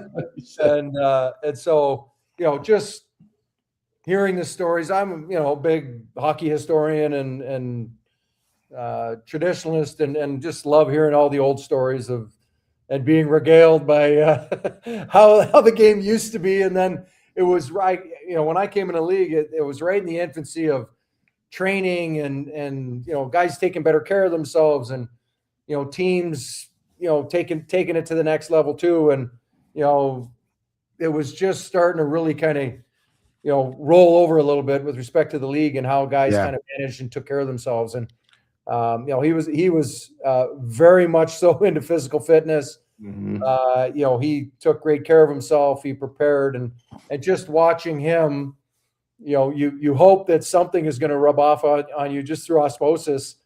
And he was a huge part of my maturation process. I may have not gotten it with him beside me, but certainly a lot of the lessons, both on the ice and off the ice, I took with me further on in my career.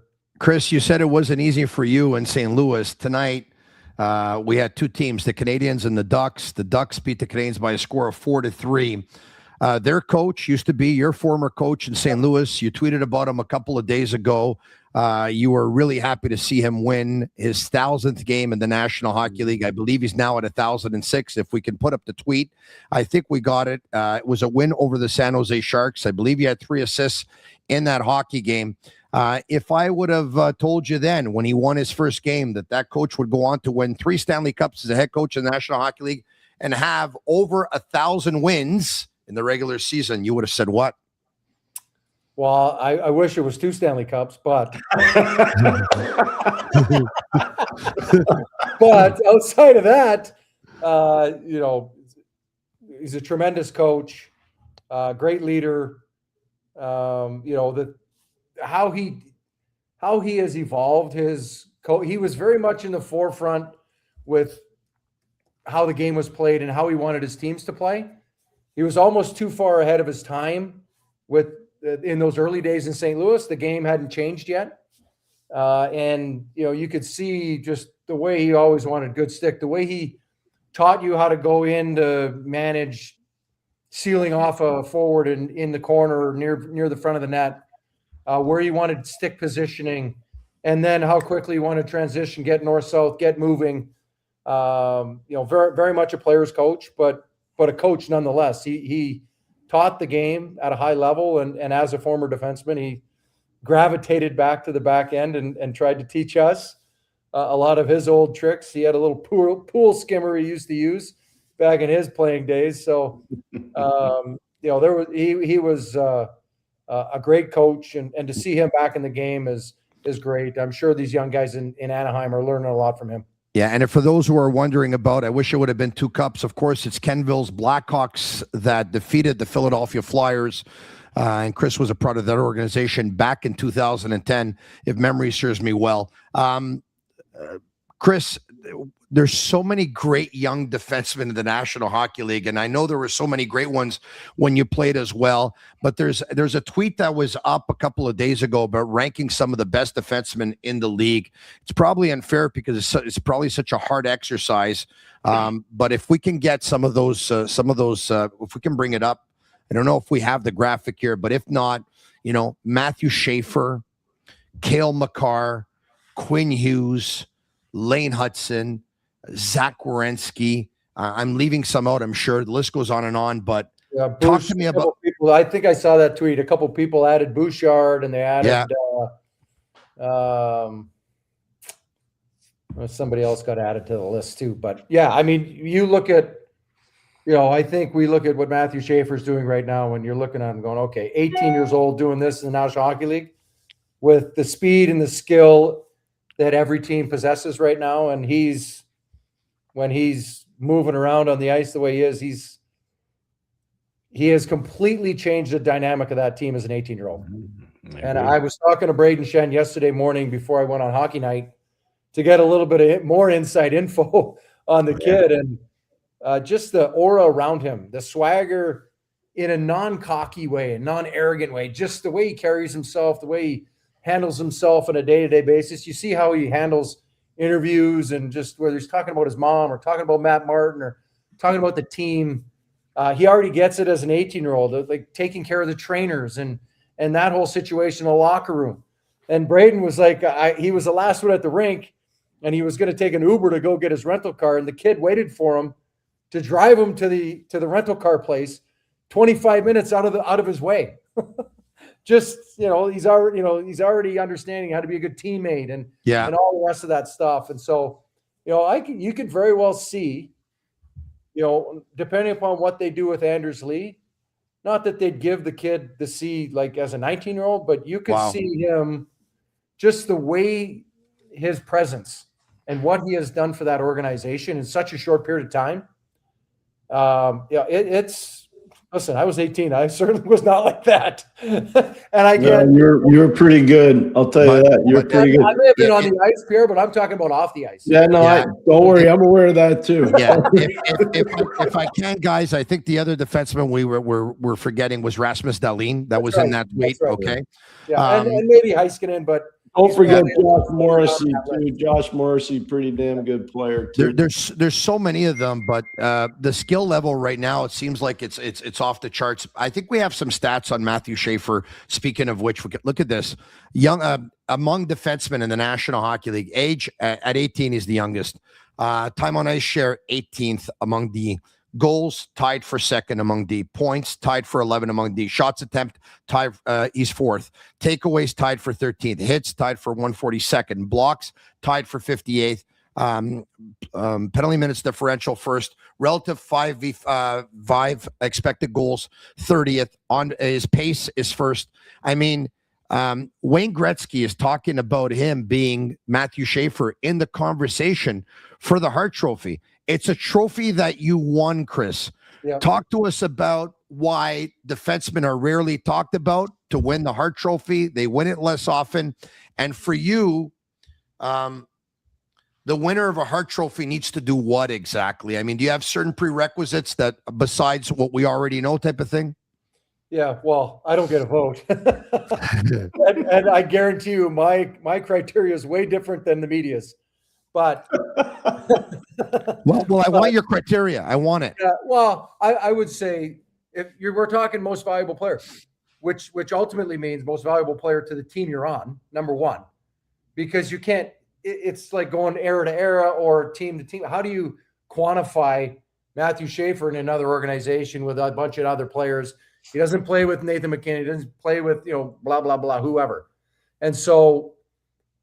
When you look at their roster last year, when you look at their team and their dynamic, and then to see them this year, what's changed? Just him. Well, that's it. And yes, they've made a couple trades in the last little bit here, but overall, nothing has really changed with that team other than him. Not only that, he's replacing a 7-year veteran defenseman in Noah Dobson. Yeah, and they've gone up a bunch. Whatever that number is. The other thing that Schenner talked about that I forgot to mention, he said the kid is so highly competitive defensively, which for an 18-year-old kid that's offensive as much as he is, to be that competitive defensively, like he gets it, he knows where to be. And yes, like all offensive guys, he's at the drop of a hat, ready to go and jump up the ice and do what he needs to do on the offensive end. But to be able to compete like that and play the minutes that he is, much like Lane Hudson, like the minutes that they play, you have to – the game is so fast now. While it may not be as physical as it once was, as we get going here and closer and closer to the playoffs, we see it ramping up. It's more physical. The games mean that much more. These defensemen – need to compete in the defensive zone in a much more aggressive manner, and they can't be jumping in the offense. So I got a little off topic on my criteria. No, that's okay. Because we talked about 6 or 7 or 8 defensemen. Yeah. And you talked about Schaefer quite a bit. I don't want to put words in your mouth, but is he the guy that you think he could? I wouldn't listen. Can he do this next year? Yeah, but we all know from year to year, things change. Other players have career years, other players don't have career years. I try to explain to fans all the time, like when they see a team, let's use them as an example, the Islanders, and let's say they get 98 points or whatever they finish with. Well, the expectation is that they're going to get 104 or 106. Well, how do you justify that? And why? Because you just think that he's going to be better. Well, he might be better, but he might not score 25 goals or however many he's going to end with. He might only get 15, but he might get more assists. So it's hard to look at it and say every year to me is a clean slate for a team. Chemistry is different because there's always going to be 1 or 2 new players. Guys are a little bit older in a good way and in a bad way. They're aging and they're getting over they're cresting their peak, if you will. And so when you're looking at a team, you're trying to match up all those different inputs to get the right output, which is the championship. And unfortunately, I think with him, by the time he gets to his peak, which will be probably in 3 or 4 years based on his current trend, some of those older players will be gone, and they'll be rolling over a bunch of new guys. And so that's the fine balance that these teams have to find. And to be a Hart Trophy winner, what do you mean to your team? And frankly, let's look at stats. Their media members are going to look at stats, and they're going to look at, right now you're going to look at McDavid, you're going to look at McKinnon, you're going to look at Kucherov. Those are the guys that get talked about every time because they get the most points. Mm-hmm. And so when you look at value, who is the most valuable player to their team? Who has made the biggest impact to wins and losses and getting your team into the playoffs, etc.? I don't know if any player has won the Hart Trophy and missed the playoffs. Has there been anybody? No, I don't think so. I can't answer that off the top of my head, but the more I'm listening to you speak, it's funny. The more I think you're making me think of Schaefer for the Islanders and Celebrini for San Jose. I think they probably had a bigger impact than all of those other guys that are going to finish with more points. 100%. And I know that Celebrini's up there. Here in Montreal, speaking of defensemen, obviously we talk a lot about Lane Hutson, all right? Second round pick, 62nd overall, 5'9", 163 pounds. He comes in last year. He equals an NHL record set back in 1981 by Larry Murphy for 60 assists in your rookie season. And now he's number 1 all time in the National Hockey League, if we can bring it up, in assists by a defenseman in their first 150 games in the National Hockey League. The previous record holder was Sergei Zubov with 115 assists in his first 150 games. Lane Hutson has 118. It's a pretty good list. Talk to us about this defenseman. And I think before, when you were talking about maybe certain things that you have to do for the team down the stretch and maybe in the playoffs, is that probably the only critique on Lane Hutson? But talk to us about his strengths, his weaknesses, and your overall thoughts on him. Yeah, I mean, listen, he utilizes, he's like Quinn Hughes. He utilizes his size in the best manner possible. He's not going to go bully guys. He's not going to, be overly physical, but he's going to use his body, take away time and space. He's going to get in your way. He's going to, he's got a great stick. He's going to turn over a lot of pucks, and then he's going to get on the attack. The one concern with him is just in the playoffs when teams are barreling down, and he's going to have a huge target on him every single year. There's a giant X on his back, and he's a target. And how does he evade and avoid the wear and tear that takes on you, and still be the offensive threat that he is, and be able to defend appropriately without putting yourself in a compromising position? Because teams ultimately, they're going to keep dumping it in his corner. They're going to try to get him into a compromising situation. And, I think that he seems to me like he's very smart player, very, very good hockey IQ. So he knows when to go and when not to go. But sometimes, unfortunately, in the playoffs, you have to go take that hit to get to the puck and get it out late in games when you're, I don't know if he's going to be, closing out games and sealing the deal and things of that nature. And maybe that's why they went out and got Dobson to be that closer and have Matheson or whoever's with Dobson closing it out at the end of the games. But he's going to be a huge part of any success they have in the playoffs. He will be front and center for sure. Chris, so many people listening to us and watching us right now on YouTube, and they're really pumped that you're on. So thank you again. Or like, oh my God, Chris Pronger would be like so great for the Montreal Canadiens defenseman. He would be able to give, you know what? But so, and I know you're familiar with them. A guy like Gouli, when he was drafted, we were told, big kid out of the Western Hockey League. This guy could be a big time leader. This guy's got C material. This guy could be part of a first pairing shutdown D, and we're going to see his true value on defense. How much of Gouli have you seen? What can you tell us? Because he hasn't quite become that guy yet where, and once again, it takes defensemen a while. Sometimes it takes them several years before they come into their own. What have you seen from Gouli? And another question I have is, Jack Guy and Struble battle for that 6 spot, 6, 7, in, out, in, out, in, out. We get the feeling that Jack Guy probably doesn't have the reads and probably doesn't see the game maybe the way the coach sees it. What can a guy like Jack Guy do to become a very effective defenseman with maybe limited qualities? I think for that type of player, what he provides, the physical presence, he needs to be hard in front of the net, but stay out of the penalty box, number one. Hard in front of the net, tough to play against in the sense that when he gets an opportunity, he's going to be physical. He's going to deter guys from going to the front of the net. He's going to deter guys from leaning on his D partner or other players on their team. But ultimately in the playoffs, guys don't care about that. They're gonna actually try to engage him and try to draw penalties and things of that nature. He's just got to be smart. He's got to make a quick first pass, either get it over to your defenseman quickly and let them make the play, or get it up the wall and get moving. He's got to make quick reads. He's got to play faster because they're an up-tempo team. They want to play with pace. They want to get going north and south, and they want to get into their little grind game in zone where they can kind of wear down the opposition. Chris, you won a cup.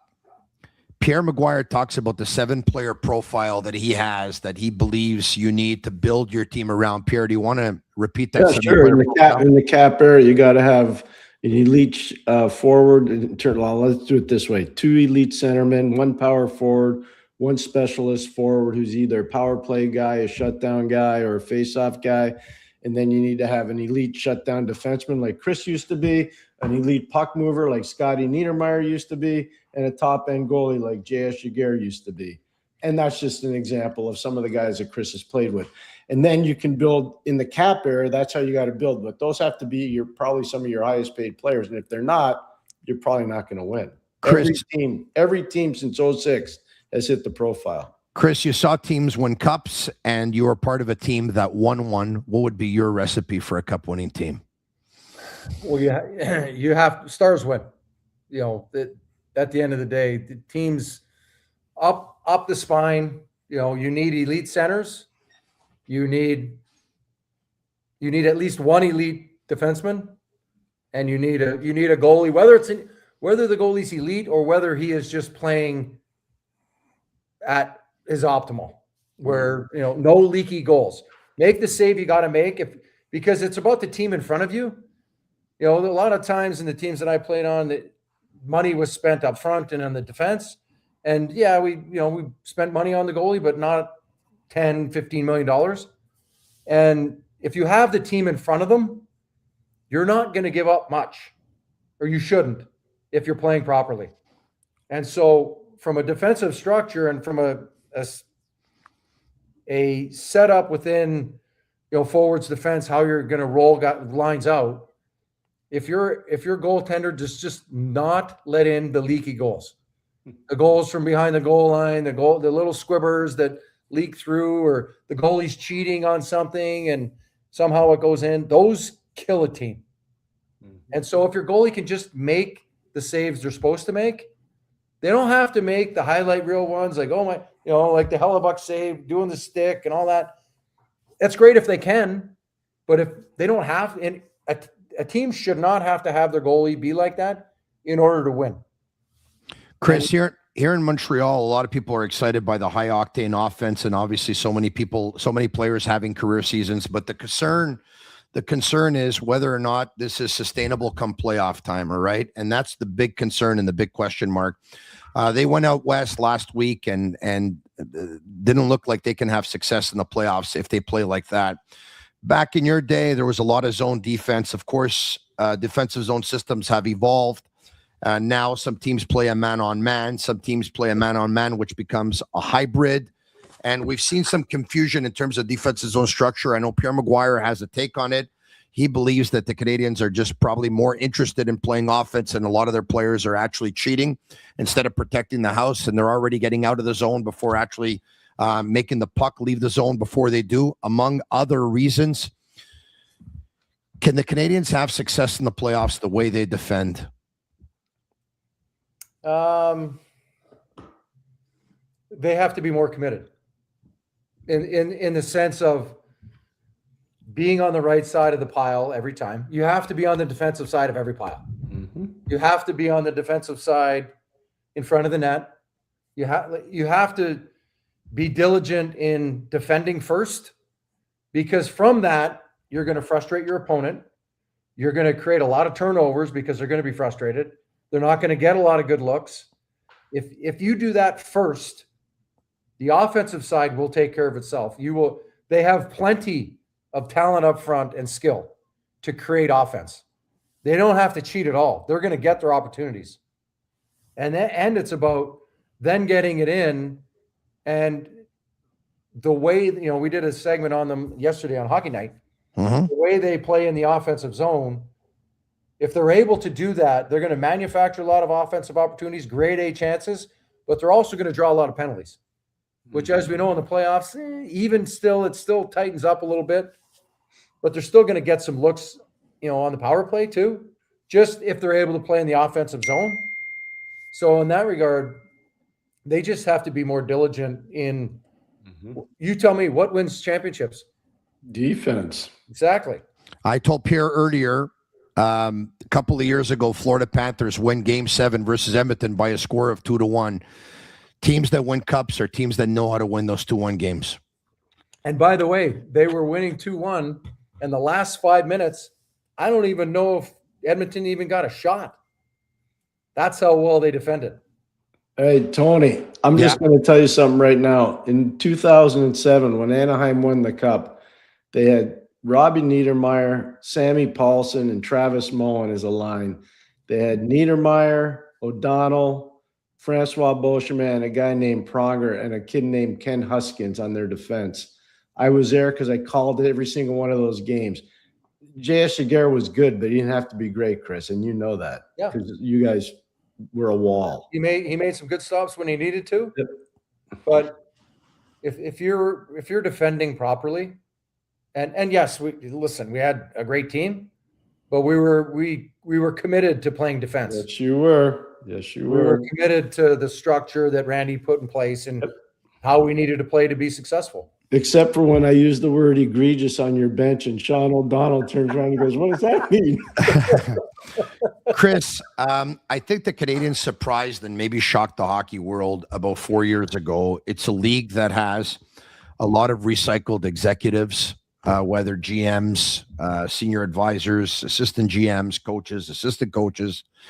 And they hired as their interim coach a guy that was coaching his son and his friends, and his son's friends, whether it was at the Pee-wee level or at the Bantam level or whatever it was back in Connecticut. Mind you, people at Connecticut say that Marty was a heck of a coach for that team, but they really went outside the box on that one. Yeah. 4 years later, you see the Canadiens doing as well as they're doing despite the losses this weekend, and many, many players getting so much better under Marty's watch.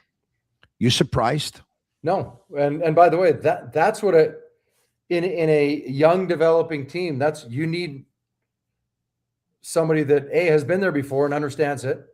You see him teaching constantly, and the better point is you see them engaged and listening, and then wanting to execute on what he's teaching and trying to get them to get better on the offensive side.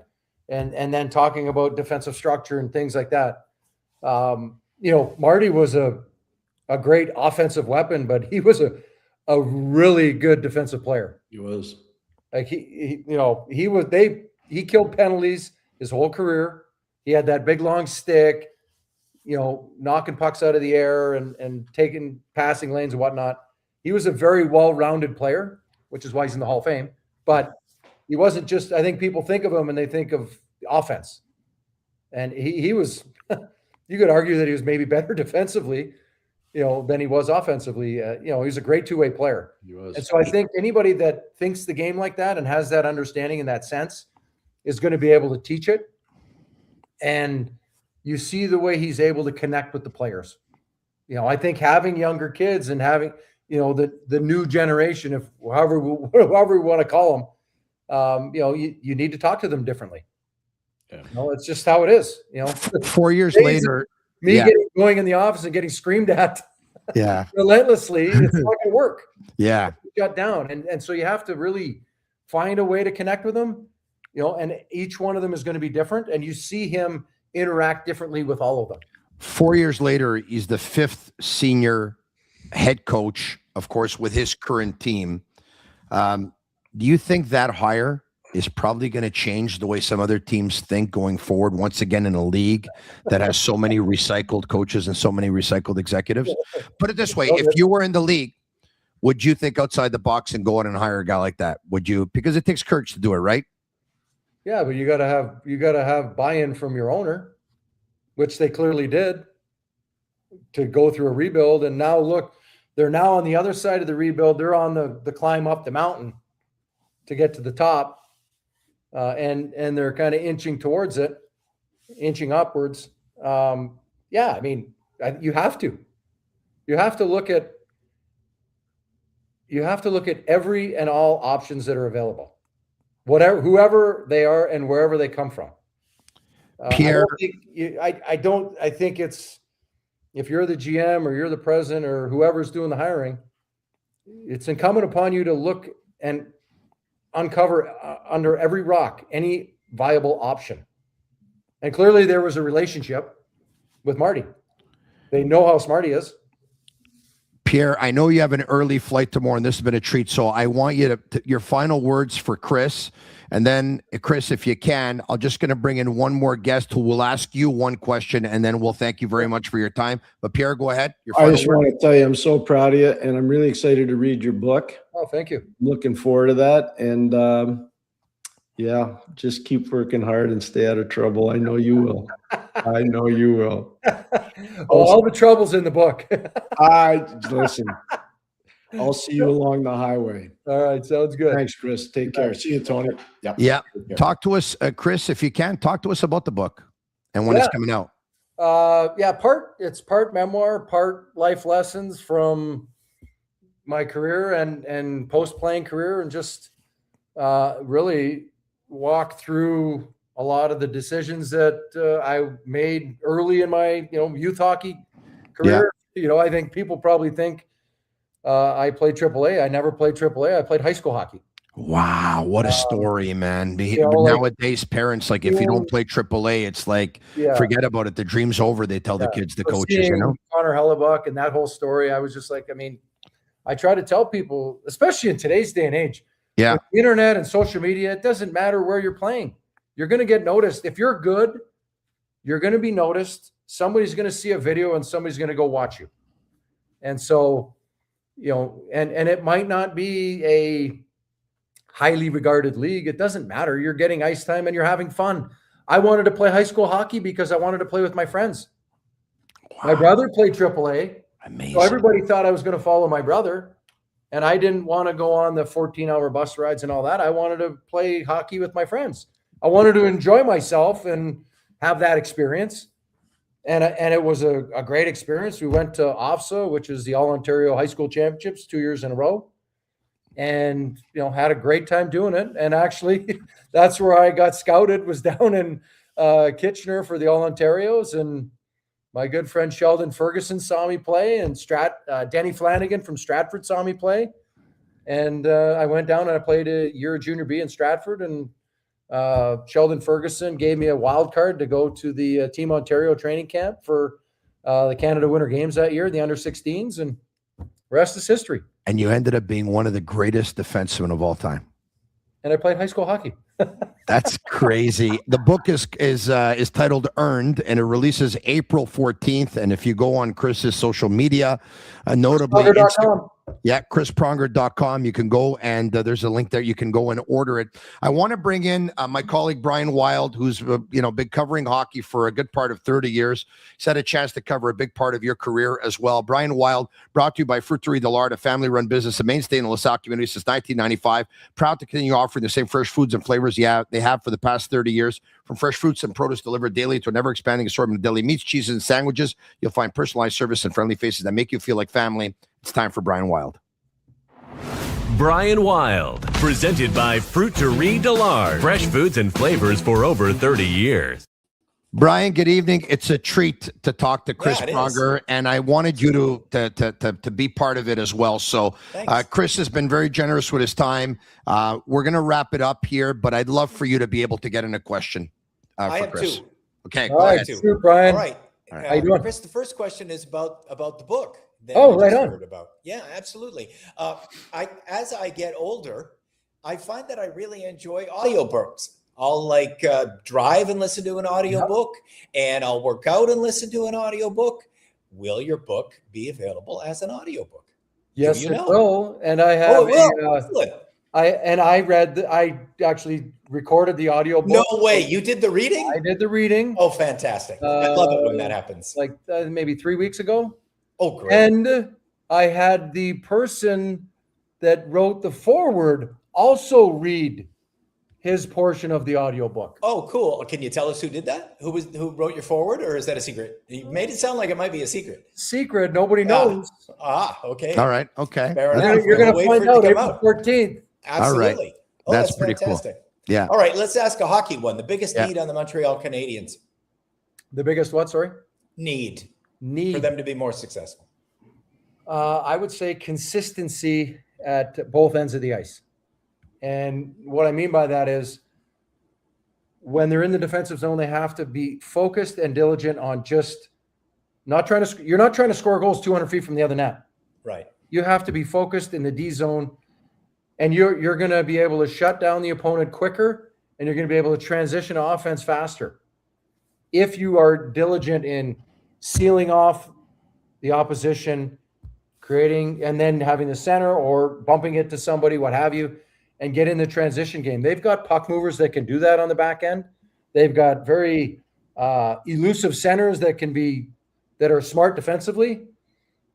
I don't know if it's a lack of commitment. I don't know if it's just from a consistency standpoint, they kind of cheat a little bit from time to time. Mm-hmm. I haven't really put my finger on it. Well, they miss you. They miss a guy like you, Yeah, Shea Weber. They haven't Well, you know replaced what? Shea Weber. If they would have Chris Pronger, they wouldn't have to play the playoffs. Just give them the cup. But that's what they're developing. I think that's part of the process of doing a rebuild, going young, and yet did they try to boost it with the Dobson trade and signing? Yes, they added. They're much improved on the back end, but they don't necessarily have that shutdown guy yet. And to your point, Tony, talking about Caden Gooley, they hope that he's going to work his way into that role, and you can get a top pairing, kind of like a Taves McGuire, where you've got a shutdown guy with an elusive skating, offensive threat, and then you've got a good solid second pairing, and then you've got a third pairing that from a minutes perspective, you're going to probably go 25, 20, 15, or whatever however the numbers work. That reminds me, actually, just to keep you for 30 more seconds. I asked Shea Weber once, just very general, because I like asking very general questions to great players and great people like yourself, because their mind will take them where it wants to go, and that's fun. I asked, what's the most important thing for a defenseman in the National Hockey League? He had a big shot, and he was a giant of a man, right? Yeah. So I thought he was going to go in that direction. And he answered decision-making. Yeah. In today's, I would even go a step further. I would say commitment. Wow. Commitment to the position, whatever your position is, understanding and your role. Commitment to your position, commitment to your role. Everybody has a certain role on a team. Everybody plays the game a certain way. And when it's all coming together, it all fits appropriately. Yeah. And so, we hear it all the time. Owners own, managers manage, coaches coach, players play. Yeah. And inside of that, from a player's perspective, goal scorers score, checkers check, fighters fight, hitters hit, all the way through up and down the lineup. Do your job well. And then if you're doing your job well, there might be a little bit more for you to do. But you need to focus on what your role is, what your job is on any given day, and not being pulled or straying away from that too much, we start thinking, oh, well, now I'm going to start, you're a banger and you're a goal scorer. Yeah. Well, if you're a banger, if you want to score goals, you better go to the front of the net. Yeah. I know that brings me to a favorite saying of mine that the Stanley Cup winner is everybody in their proper seat. Yeah. Yeah. I know. I said we were going to get rid of you, but now I'm like, I don't know when I'm going to talk to Chris Pronger again. So I have to 2 or 3 very, very quick ones. All right. Off the top of my head here, very, very quick ones. No Canadian team has won the Cup since the Canadiens in '93. In your opinion, who's going to be the next Canadian team to win it and why? I don't foresee Edmonton going back for a third time. That's hard, man. I don't think people realize. I don't care who they got on their team. Other teams are getting better around them. Yeah. And matchups matter, as we all know. Some you match up good against certain teams and bad against other teams. This year doesn't look like they're going to play LA. To get going. Yeah. And I would say Montreal is the furthest along. Toronto was there.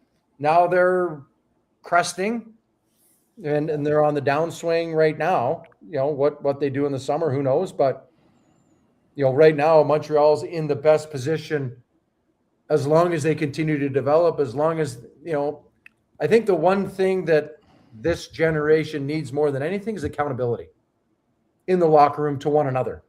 Hold one another accountable. Do your job to the best of its ability so that you can then hold your teammate accountable. Not in a rude or aggressive manner, but just like, hey, we need you. Like, you need to do your job better. If the Montreal Canadiens do indeed become the next team in Canada to win the Stanley Cup, who will their best player be during that run? Whoever the new goalie is. You believe in Fowler? I don't know enough about him. Okay. To comment on him in that regard, I don't know enough. Perfect. That's fair. That's great. I would say though, for them to win, the pieces are there. I think the draft picks that are coming have to evolve, and the current players, I don't know how much more of a ceiling they have, but they need to stay at that level. They can't have the dips that we see. They've got to stay there, and these other guys come underneath. And then you've got the depth and more than a one-line team, more than, a one power play team. You've got, like that team in Anaheim, we had 2 scoring lines, a checking line, and an energy line. That's it. The checking line arguably was our best line because we played them against the top line of the other team, and we played in the other end. They were so good that we just grinded the top line in the offensive zone and forced them to play defense, and it just frustrated teams a lot. Yeah, I know the Canadiens back in '86 had a line of Skrulin, McPhee, and Claude Lemieux. I know the New Jersey Devils, remember, had that line with Bobby Holik and Randy McKay and Peluso. And the Detroit Red Wings had the line with Draper and Maltby and McCarthy. Right? Okay, lastly, last one. Your name has come up as a potential candidate for president or GM in some big hockey markets. Where do you see yourself in hockey in the next few years, Chris Pronger? I don't know. Something you want to do? I would entertain it. If for the right reasons, the right job, I would entertain it. I learned a long time ago. Somebody asked me this the other day. I said, never say never. I said never one time. I said, I'll never play under a salary cap. Look what happened. So you never know. I wouldn't be opposed to it, but I'm not searching it out. I'm not, I'm living life and, happy doing what I'm doing. And hey, if you ever do, I want to let you know that I coached a ball hockey team once. They thought I was an excellent communicator and leader. And you want to think outside the box? You could be the next one, huh? His book is titled Earned, and it releases April 14th, and it's going to be in an audio version as well. Congratulations on a Hall of Fame career. I have so much respect for you as a player, as a person, and what you've done in your after career. And you know what? I hope whatever you want to do going forward, you get to do it. You're doing a great job with analysis and commentary. Are you working Prime tomorrow night, or? I am.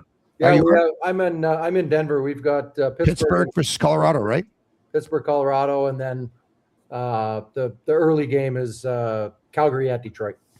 As if the star power on the ice wasn't enough reasons to watch, we'll watch because of Chris Pronger tomorrow night. Chris, Amazon Prime, Canada. Amazon Prime. Much respect, and thank you for accepting my invitation tonight. I really appreciate it. Thank you. Take care. Thank you. Have a great night. Cheers. There you have it, Chris Pronger. Wow. Yeah, that's listen. Been doing this once again. I've been doing this since 2002, and still there are days that some conversations, with all the respect to, of course, our great collaborators and our great guests, there are some that are just a little bit more special than others, a little bit different than others, and I thought that was one of them. Of course. And wasn't he on the perfect night? Considering how the Montreal Canadiens looked, and obviously what is their foible to success. Not to mention he won a Stanley Cup with the Anaheim Ducks. Yeah, and all of his themes were so specific to what is ailing the Montreal Canadiens right now. That consistency on both ends, that commitment to defense, that being on the proper side of the puck coming out of a pile. Like all of the things that have made the Montreal Canadiens 24th in defense. And conversely, saying they have more than enough offense. They don't need to keep working so hard for that. Yeah. And they're second in the National Hockey League. Yeah. In offense. And so Brian, you know what I listened the entire time. It was, all of the themes that Martin St. Louis must be saying all night long, every night. You know what I loved too? What do you think of Fowler? I don't know enough about him. Yeah, of course. Not enough people in hockey do that. Yeah.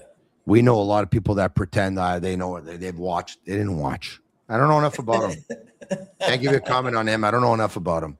Yeah, that's great. By the way, that actually reminds me of a trade. They don't want to put him on the deadline spot. Day. Shane and I were talking to Snake, and there was a trade, and we looked and said, "We don't even know that guy." Yeah, and Snake starts rattling out, "Oh, he's a Swedish goaltender, and he played 32 games." It's like, this dude knows a lot. By the way, they don't want to put him on the spot and talk about one team in particular because obviously.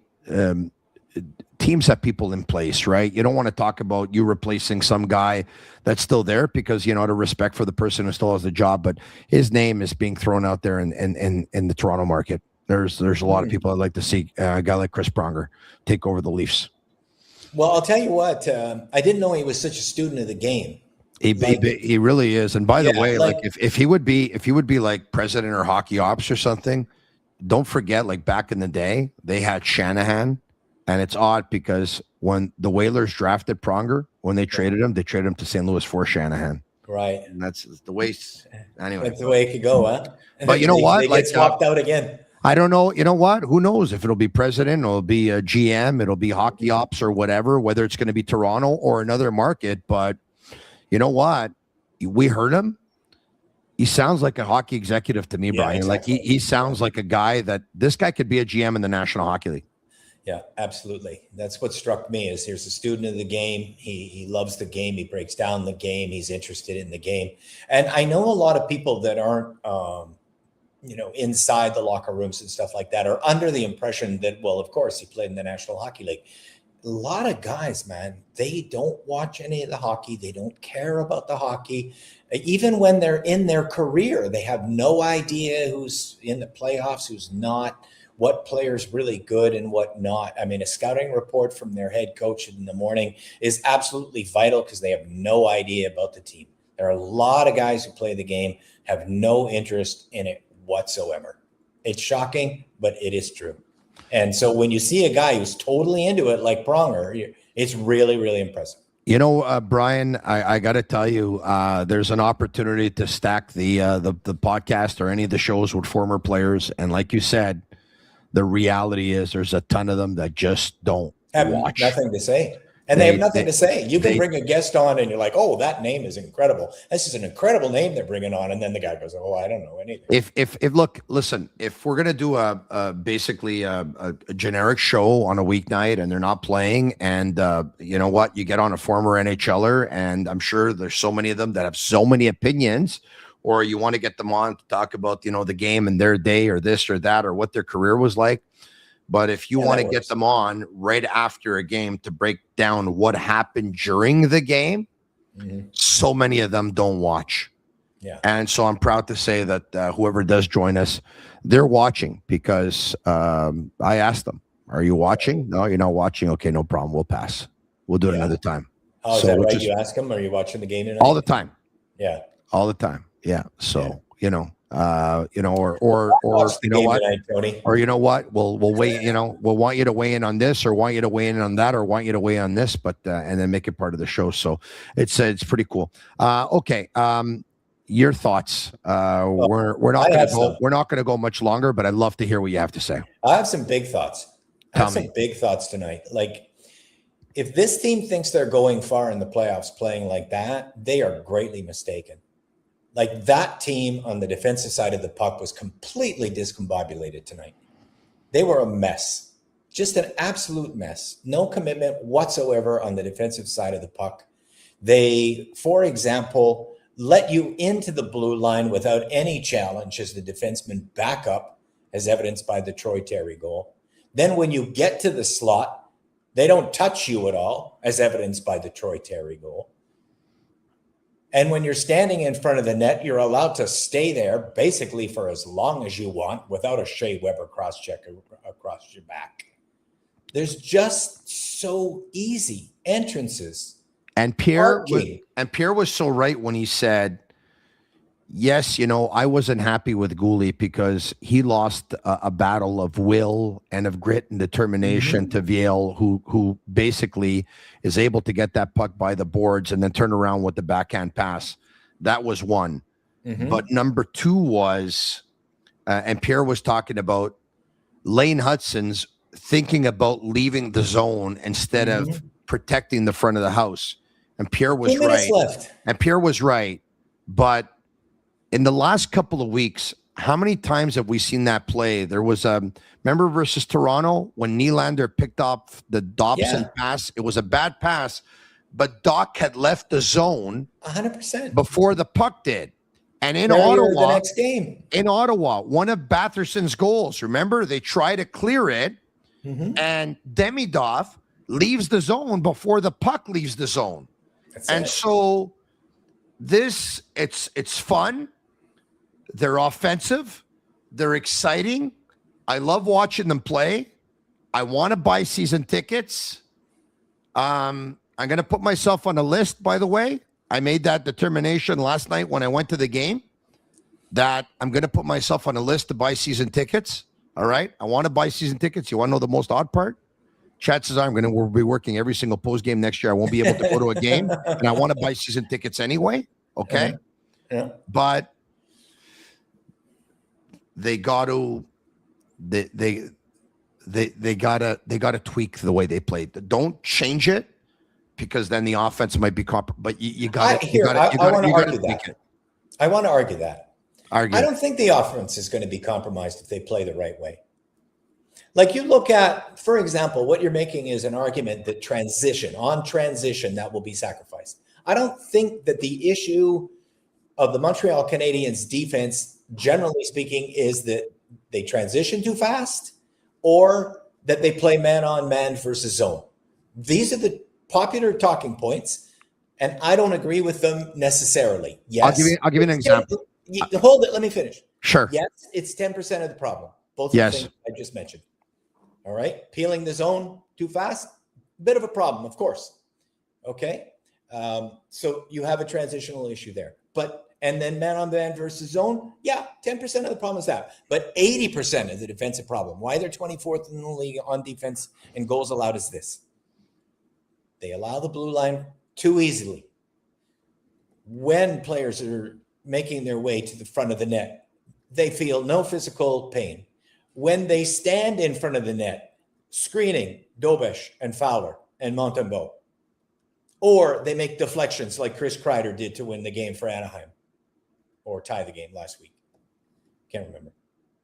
It's all about they allow the zone. Then when players are in the zone, they feel no physical pain. And when they're standing in front of the net, they also feel no physical pain. This has nothing to do with transitional hockey. It has nothing to do with man-on-man hockey. It has to do with how hard are you going to play And how easy are you going to make it? Is it going to be an ice pack game for your opposition, or is it not going to be an ice pack game?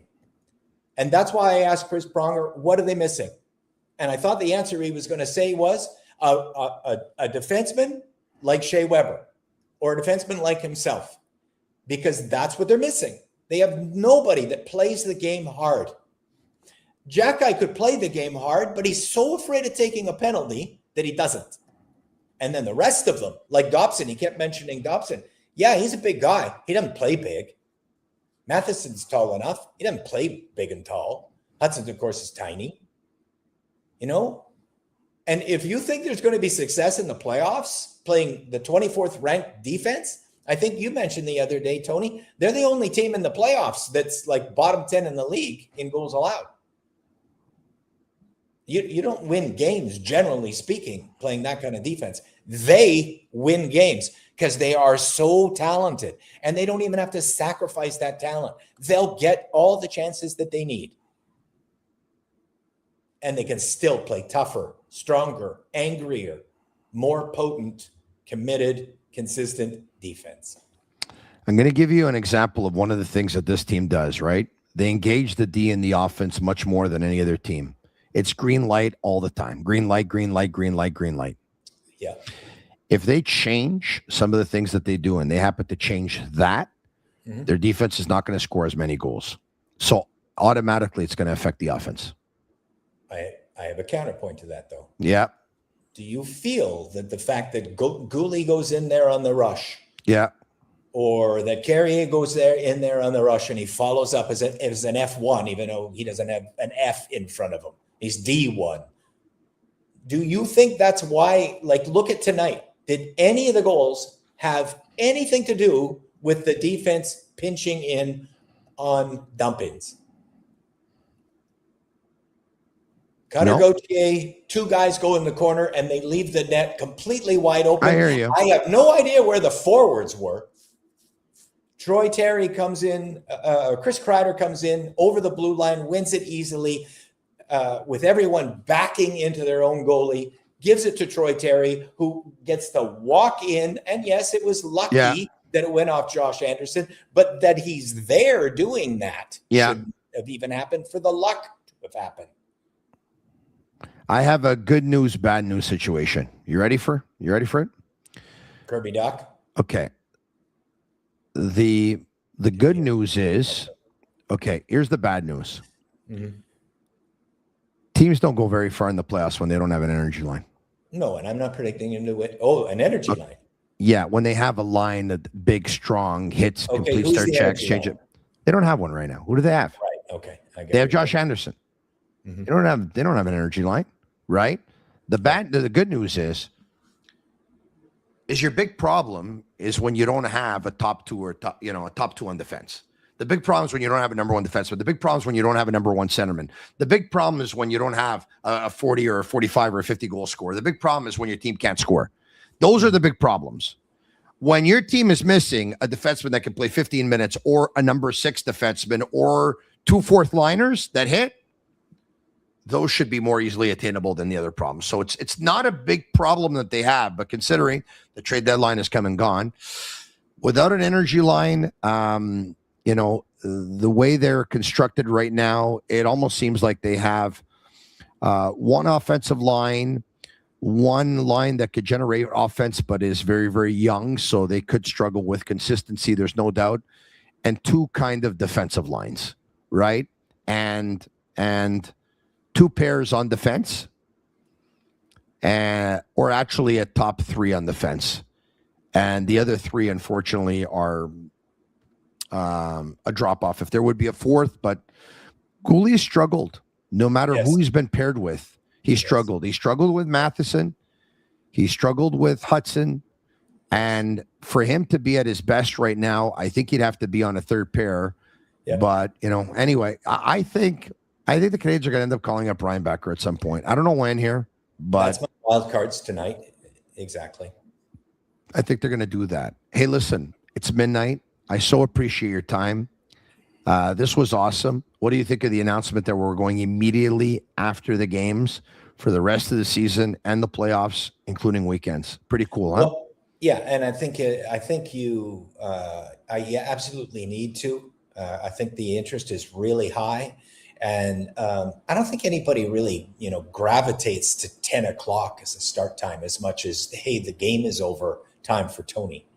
You know what I mean? Well, like 10 o'clock. I mean, what does that mean? As soon as you change a time zone, there is no 10 o'clock Central. Well, you know what? Once the game starts at 7:30 or later, we're always on immediately after the game. Exactly. So we figured we might as well just do it for Absolutely. 7 o'clock. It makes my job a little bit tougher, to tell you the truth, because all the graphics that you see, all the stats, all the score sheets, all of this, all of that, it's me that puts it together. The way you feel, write a story, I write myself a recap of the game as well, and I kind of like email that to myself. So the first couple of minutes of the show, I'm actually doing the show and actually doing all of that all at the same time. I think I can. I want to thank everyone. Are you taking calls, or we're not taking? Well, we will take calls at one point. I'm not taking calls tonight. I want, if people like the podcast tonight, if they like the video, that's awesome. There's a hype button. If they can hit that, that's pretty cool. Why don't we finish off the show with 5 quick questions, but we'll make them very quick. Yeah. For Shane Gaumont at Master Control, if you can actually, Shane, if you can just bring up 5 very quick questions, we'll do that. And before we do, as a matter of fact, I want to get in a couple of our sponsors, and I want to thank them for everything they do.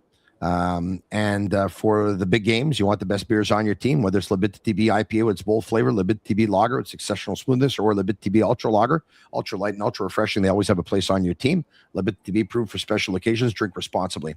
Also, Canadiens are back in action on Tuesday night when they host the Boston Bruins. If you want to get on the action, go all the way with Betway. Get a deposit matchup bonus up to $300 on your first deposit. Scan the QR code on the screen or click on the link in the details section to create an account. Redeem your welcome offer. Offer is only available for new customers. Terms and conditions apply. Offers not available in Ontario. Must be 18 years of age and older. And please play responsibly. A shout out to Nick over at Insta Customs, Montreal's highest rated print shop with a 4.9 star Google rating and over 3,000 reviews. Ordered today, printed today, picked or shipped today. Custom t-shirts, hoodies, hats, and more. Fast, professional, and done right. Visit instacustoms.com or stop by the downtown location anytime this week. So thank you very much to all of our sponsors and all of our partners. 5 quick questions. Number 1, Market Manager Mike 8765 sends over $6.99. It's very nice of you. Thank you. Defense wins championships, plain and simple. Pierre once again is 100% right. It's why Florida beat Edmonton. Montreal needs an upgrade on the blue line. Brian? Absolutely. For them to, talent is the hardest thing to find, right? They found a ton of talent. They got all the talent that they could need. They're second in the league in scoring goals. They're an absolutely fascinating, exciting team to watch. They make some of the most beautiful plays in the National Hockey League today. But at the end of the day, that statement is absolutely the 100% truth. Chris Pronger said it perfectly. He said the last 5 minutes of the game, Game 7, the best players in hockey, McDavid, Draisaitl, they couldn't even get in the Florida zone. Defense wins championships. And as much as it's thrilling to watch this, 24th in the league defensively needs to turn it into 10th. If they're going to win a cup, somewhere in that area. And they need Reinbacher to be the player they're hoping for. And he doesn't have to be a physical, punishing Pronger or Weber. He'll never be that. That's not who he is. But they need a guy that they can rely on late in the game, that gets the puck out of the zone, that makes the right choice, that knows where to stand. You look 2 minutes left in the game tonight. 2 guys are chasing one guy in the corner, and Cutter Gauthier is all by himself. I don't know where the forwards were, but that can happen. And good defensive teams would never let that happen. They would make sure it got to overtime where Cole Caulfield could weave his magic. No medical updates. Stu Cowan from the Canadiens after the game. Right. Upper body injury for Kirby Dach. Suffered after a big first period hit by Ducks Jeffrey Viel. A scheduled day off for the Canadiens tomorrow. No practice, obviously, after the Canadiens played 2 games in the last 2 nights. Marty St. Louis commenting on the 2 losses on the weekend. The coach says disappointing. it's disappointing. Once again, Canadiens go for 7 on the power play. Question number 2. We'll make this quick. Dob 14 sends over 279. Thank you. Robida should be replaced by a veteran D coach. Brian? Well, they were 28th in the league in net when Eric Raymond lost his job. Right? Yeah.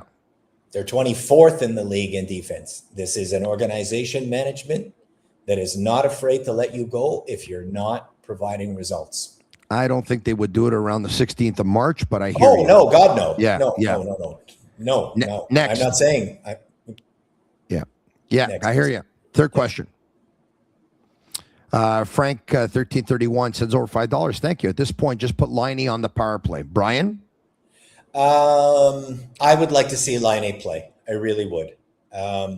He has not had a single chance to play for the Montreal Canadiens as a healthy hockey player. Not one.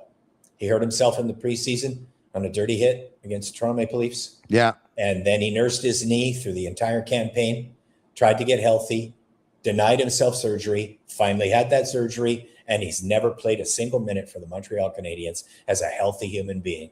And I think that is wrong. Question number 4. Steven says, energy guy. He's in Laval. He's Florian Jack guy. I think he could be that guy. And I think Florian will be called up for the playoffs should the Canadiens make it. I believe that. Now, we'll have to wait and see. By the way, your thoughts, Brian, on my comment that,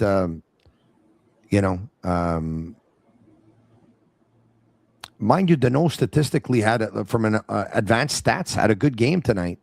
Advanced stats good. Not good in the face-off circle, but advanced stats okay. I don't know what.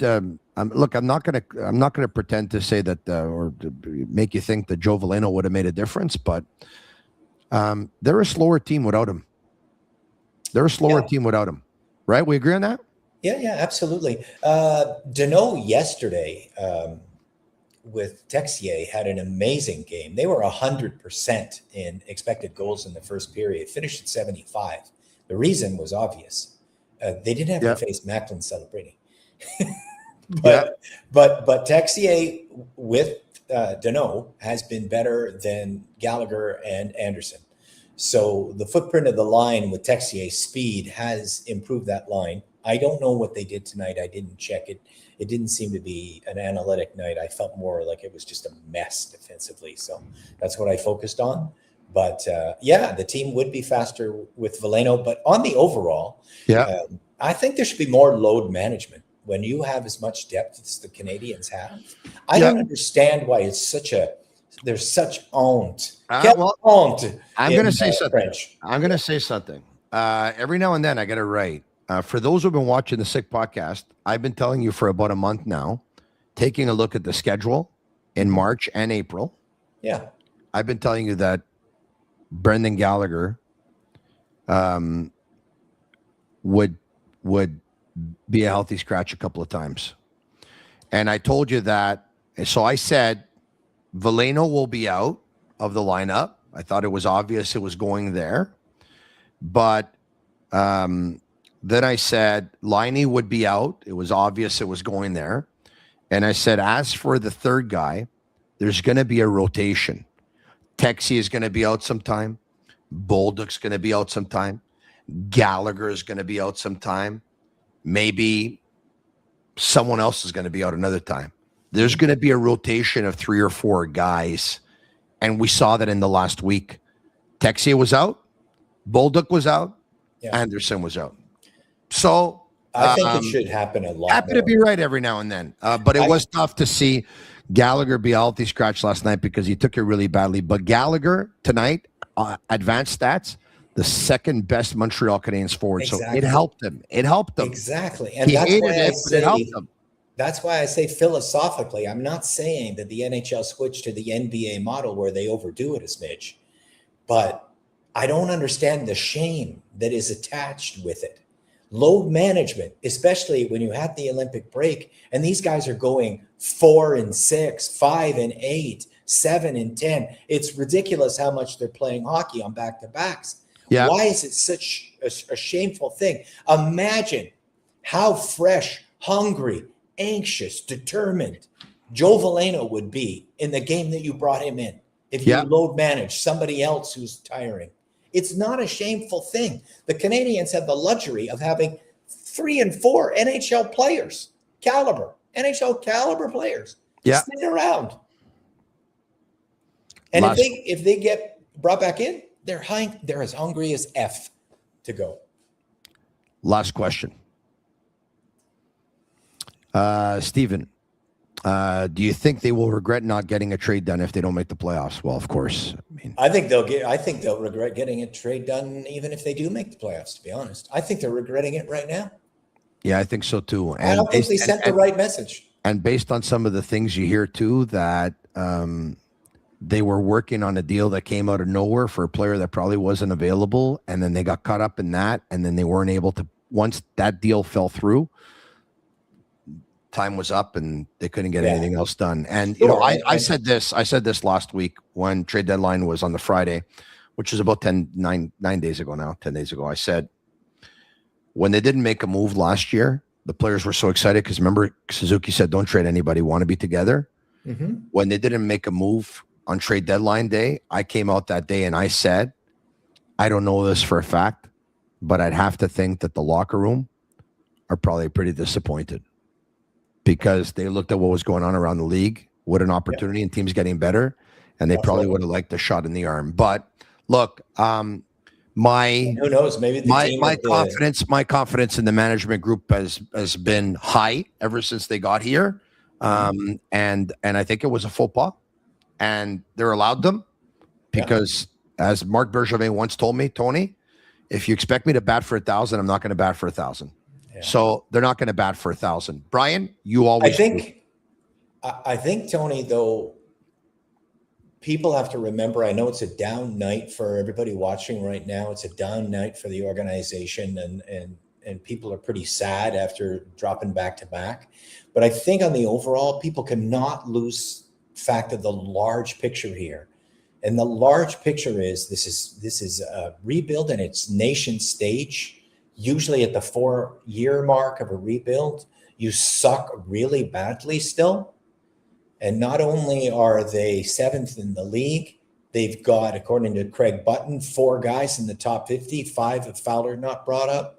So, like, the future is super bright. And yeah, there's some holes right now. They're still learning some things about how to play defense. But holy moly, like, take a look at the big snapshot. It's pretty effing impressive where they are overall. And that's my message. Speaking of where they are overall, why don't we do this? I know, it's crazy. Want to bring it up. They're on pace for 102 points. And they're close to missing the playoffs. My prediction was 100 points for the Canadiens going into the season. They who finished with 91 last year. Yep. Let's bring up the standings to end the show. Because I've never seen anything like this, Tony. Shane Gaumont on Master Control. I sent it to you. There you have it. All right. This is courtesy of RDS, by the way. I got it from them, so I'd like to give them credit. The Canadiens are 3rd in the Atlantic with 82 points. They played 66 games. Tampa Bay's got 84. They played 65. Buffalo's got 88. They played 67. So Buffalo 1st, Tampa Bay 2nd, Montreal 3rd in the Atlantic. We take a look at the wild card. The Bruins and the Red Wings have 80 points. They're 2 points behind the Canadiens. The Bruins have played the same amount of games as the Canadiens. Detroit has played 1 more game than the Canadiens. Columbus has 79 points, 3 points behind the Canadiens. Same amount of games. Ottawa, 5 points behind the Canadiens. Same amount of games. Not picking up a point this weekend really, really hurts. And by the way, make no mistake about it, Tuesday night at the Bell Center, Habs versus Bruins, 2 points separating the two teams with the same amount of games. This is the game of the year.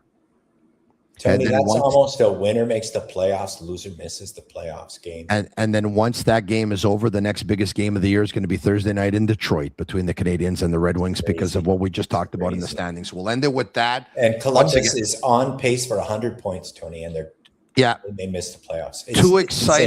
Two exciting Montreal Canadiens games on the weekend, and for the most part this season, exciting Canadiens games have meant wins. But unfortunately, this weekend, it was not meant to be. The Canadiens lose both games and lose Kirby Dach in the process tonight. We'll know more over the next couple of days. So Canadiens day off tomorrow. Thanks for watching, everyone. Je serai de retour demain matin à 10h le matin sur la même chaîne YouTube, le SIC Podcast, avec différents collaborateurs. I'll be back tomorrow on the same YouTube channel with different collaborators. My guests will be Anthony Martineau, Eric Oziel, and former NHLer Philippe Boucher. All tomorrow en français à 10h le matin. Merci beaucoup, Brian Wilde. Thank you, my man. I appreciate it. Hey, what a show, huh? I had a lot of fun doing it. Absolutely. Wasn't the result we wanted, but it was a lot of fun. Thank you, everyone, for being there.